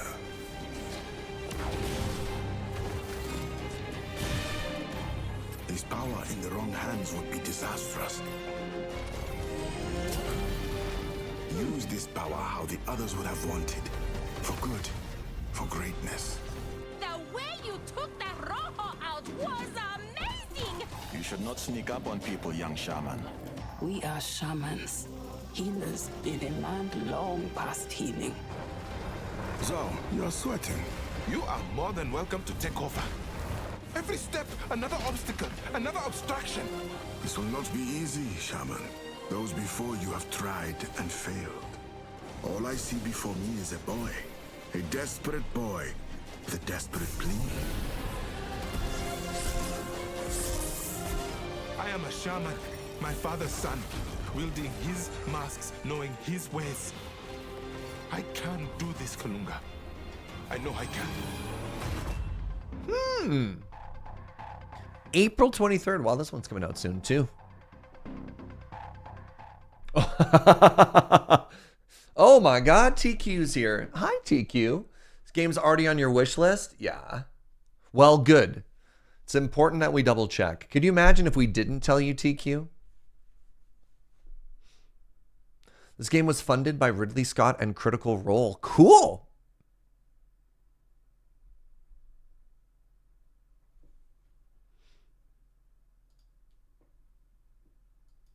I think I've only ever played one game in this genre. And that was the one with the bugs. Oh no. Habba-dabba-dabba. You know that one? Hollow Knight, yeah. Huh? I nailed the description, right? So yeah, watching this trailer, I just kept putting it in the context of Hollow Knight. That was an incredible impression. Thank you. That's how you remember Hollow Knight? Bapanada. Right, right. What do you mean the one I didn't finish? I beat Hollow Knight. How dare you? Maybe more like the one you didn't finish. Because you would have seen me actually one-shotting the final boss. Yeah. Get on my level.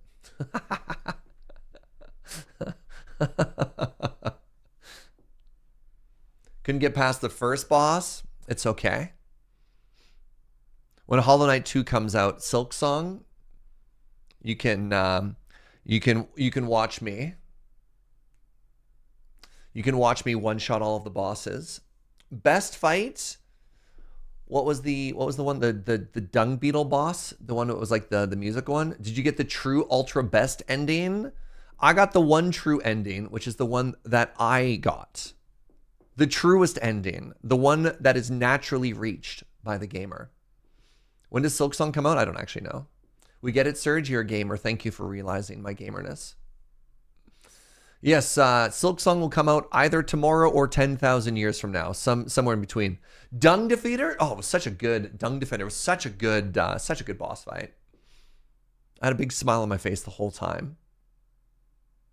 Silksong will release when it's done. Heck yeah. So yeah. Yeah. I'm not a huge Metroidvania gamer, but this one looks fun. I also like how narrative it is. Anyways, let's move on. Dicefolk. Qu'est-ce que c'est? I'm sorry, did it say Dicefolk X Monster Train? Hey! Hey! What's up, Chaos? What's up, David? Thank you so much for the 12 months. Did you know that you just hit a massive milestone in this community? 12 months gets you the Butterbean, which is a big deal. Thank you so much, friend. I really appreciate the support. Yeah, look at this. Dicefolk and Monster Train. Neat. Wield magical dice and build a team of powerful chimera to stop a mysterious evil in this tactical roguelike adventure. As a chimera summoner, recruit and create your perfect team of mythical beasts and command them to victory using unique dice mechanics. Whenever there's an X in the title like that, you don't pronounce any part of the title whatsoever. So are you saying that Hunter X Hunter is just pronounced silence?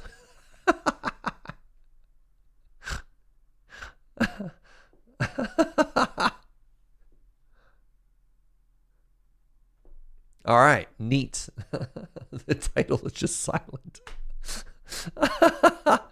All right, let's check this out. Announcement trailer followed by release date announcement trailer.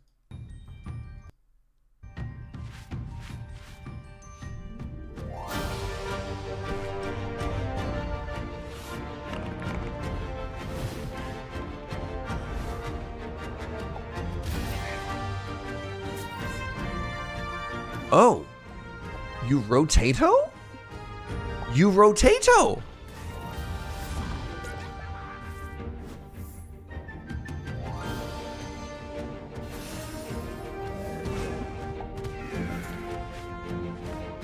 Rotato.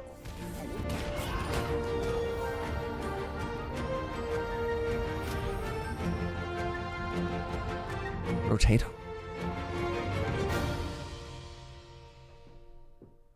Rotato?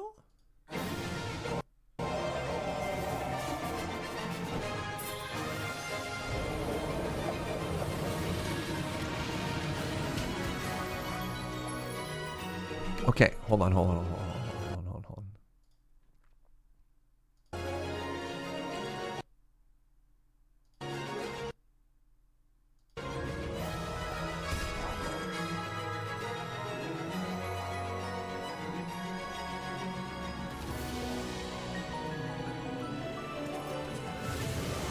What part is dice and what part is rotate?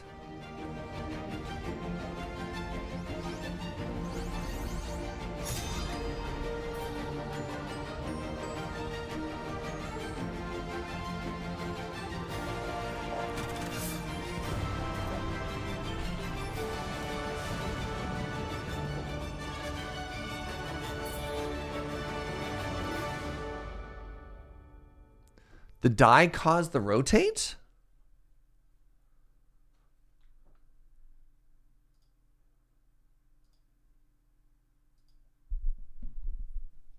The dice is your potential actions rolled each turn. Okay, attack, rotato, or defend. So you roll it, and then when you fight,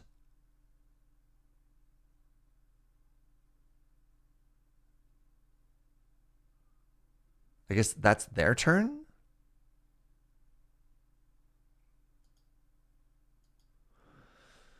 Weird.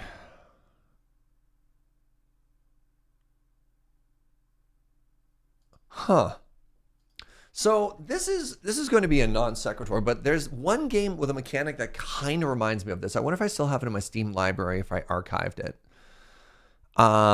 It's kind of an auto battler. You start as like a king and you're in the center of a sphere, and then you hire 4 soldiers to stand on your corners and you rotate them to fight for you. Do you know what I'm talking about? I definitely own it, but I also try and go through and like hide games that I'm never going to play again. Does that sound familiar to anybody? I think I want to. Is it called For the King?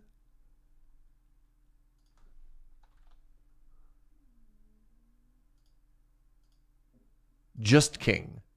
Just King. Yeah. I don't know why, but it reminds me of this game.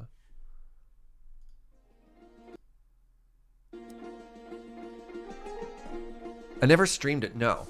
So in this game, you play the king, and it's an auto battler, but it's not really an auto battler. All you get to do is you walk and you rotate your team.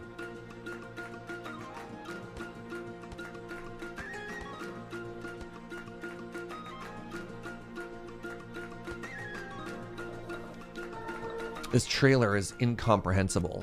Maybe this is another Surge After Dark. This game was actually kind of a bop. And you get the spire-like progression again.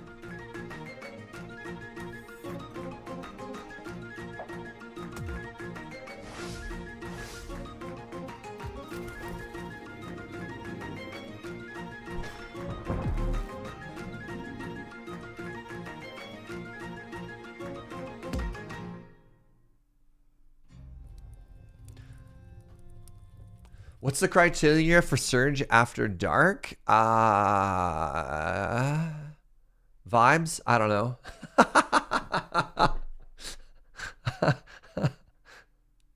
I don't know. I really don't know anymore. It definitely used to be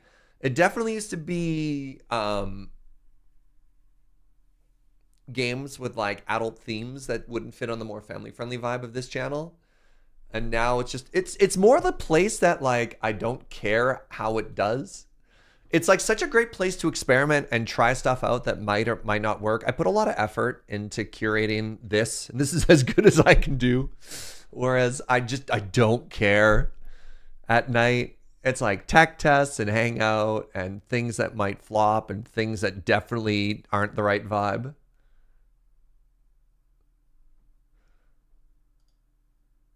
Maybe I'll unhide it.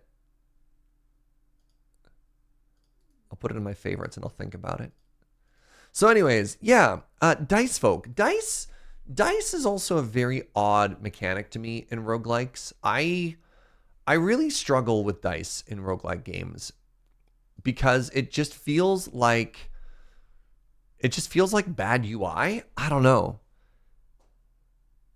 I really like strategy games where even if something is random, I know what all the options are. And oftentimes dice just feel like you are taking the information and then hiding most of the other options on sides that you can't see, which is not great. It's funny. I figured people were immediately going to suggest Slice and Dice. Adding another RNG on top of it. Yeah, it's so weird. Yeah, there's a lot. Again, there are a lot of dice-based roguelike games. Dicey Dungeon, Slice and Dice. There was another one which was like, it was a city builder roguelike on a curve-like thing. And yeah, it just, I don't know. It just never quite scans for me. Spell Rogue. I think Slice and Dice just had a big update too, I think. Does that sound familiar to anyone else? Or is that a new one? Oh, Slice and Dice, the game that came out 3 days ago. Yeah.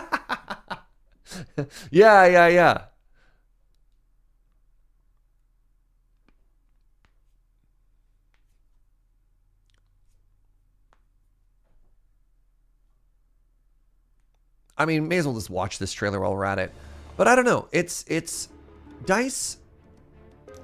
Obviously, they're popular for very specific reasons. So this is a party-based dice roguelike RPG sort of thingy.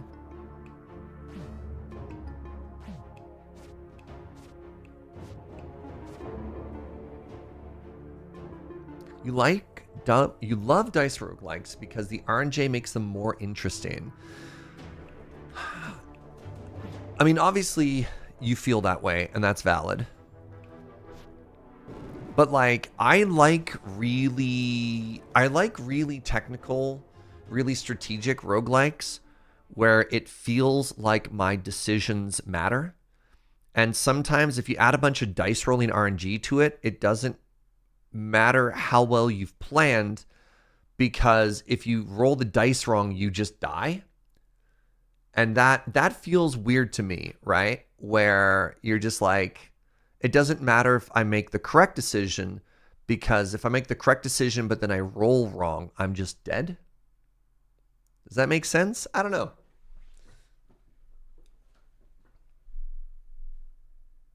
I kind of like to feel like I'm in control. He says, playing Peglin. Is that different than pulling the wrong card in your deck? I mean, obviously there's RNG in that as well. And you can draw your deck backwards. I don't know. That's a good question. There's an undo function in Slice and Die that alleviates some of that. That's kind of cool. How is that any different from deck building wrong? It's a good question. I don't know. I don't have a good answer for that.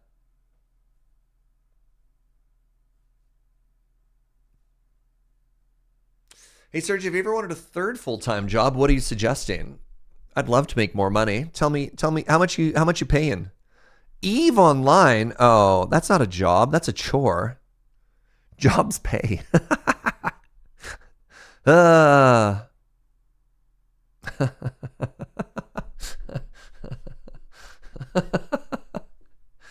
All right, next up, Tchia.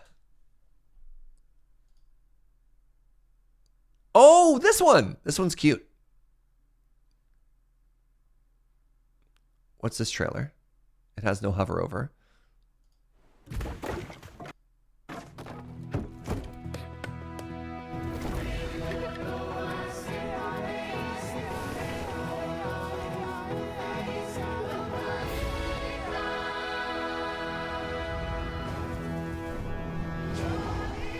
I think I heard of this because it won an award.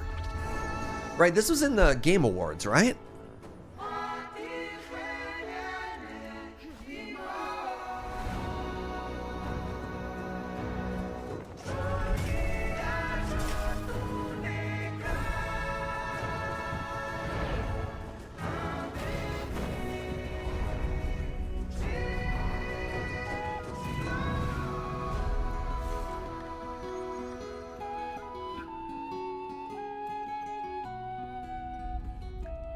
A tropical open-world adventure. Climb, glide, swim, and sail your boat across a beautiful archipelago in this physics-driven sandbox.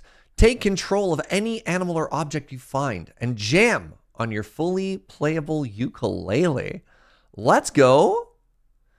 Came out on Steam 2 days ago. Wow. Yep, there it is.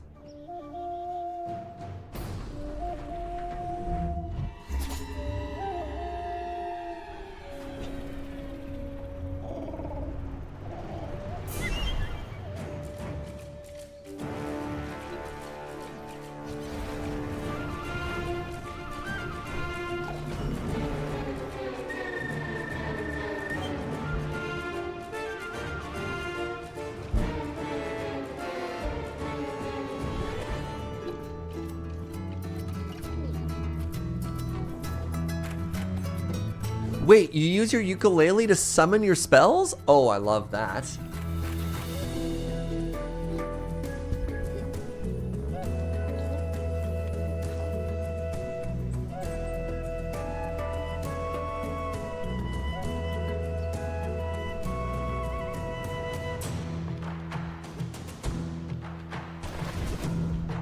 Gangs of animals. Shark gang. Oh, I am the Crab King. Become dog. I could have done without that last scene.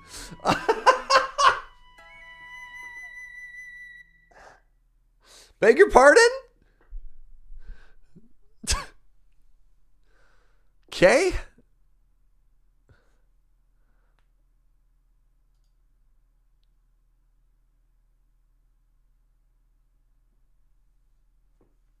Now with 50% more poop. Yeah. Okay. Look, sir. Look, I know everybody poops. I just don't need to see it. All right. All right. The final trailer that we have prepared today is a game called 64. Dive into the world of 64, where you transform simple machines into a thriving factory. Tell me more.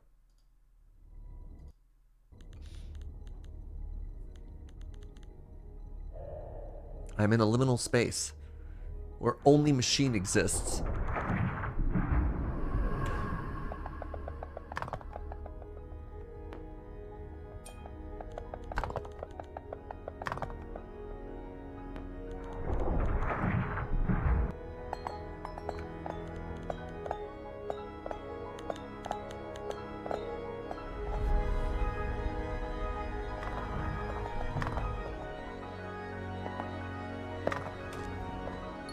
Oh no, it's an idle game, but it's a factory idle game.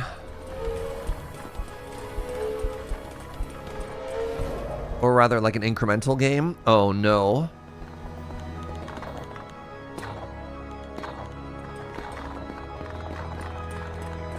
Oh, I cannot play this game. Oh, I absolutely cannot play this game. Oh, the last time I tried to play Orb game, it got so unhealthy.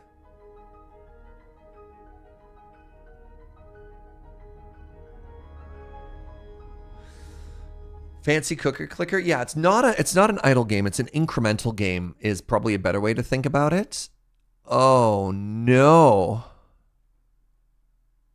You're going to buy this like right now? Save yourself, SRAB.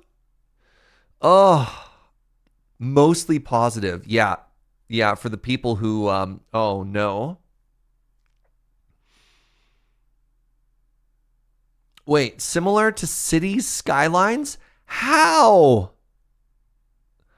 I'm going to add this to my wish list and wish I hadn't.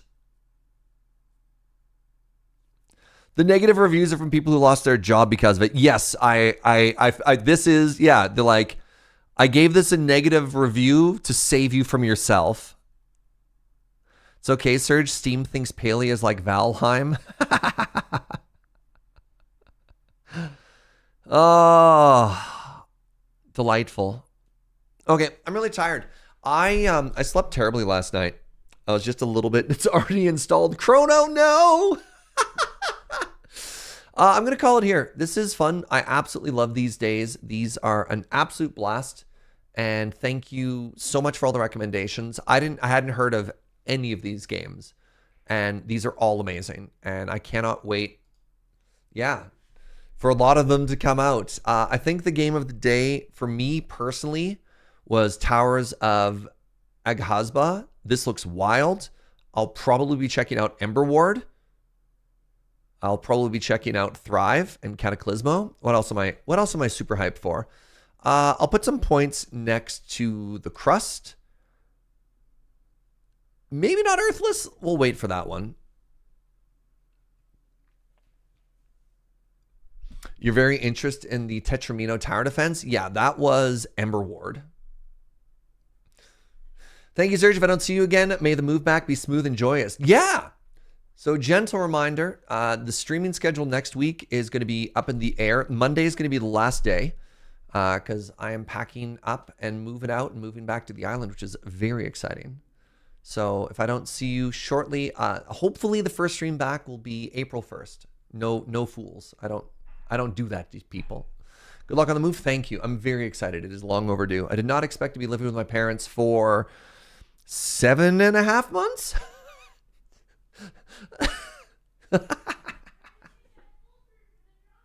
We already bought a 6-pack of cold brew for the drive, so looking forward to that. Thanks for hanging out. These are always a delightful. That's not how English works. These are always a delight. If you're new, give us a follow. I'd appreciate it. And thank you as well for all the support. Thank you for the subs and the bits. I could not do this without you. Tomorrow, I'll be back. We're going to be continuing Pacific Drive. That game is so good and so scary. I need you all to come and hang out and join me for it and compliment me for how brave I'm being. God, that game terrifies me. So brave. Let's go here. All right, let's find somebody to raid. Ooh, LCS finals are on. That's exciting. I'm not going to raid the LCS. But we'll check it out. Oh, what a treat. My friend Heather is on. I never get to raid Heather. All right, let's go say hi to her. Oh, she's streaming Princess Peach Showtime. One of the games we checked out today. Oh, amazing.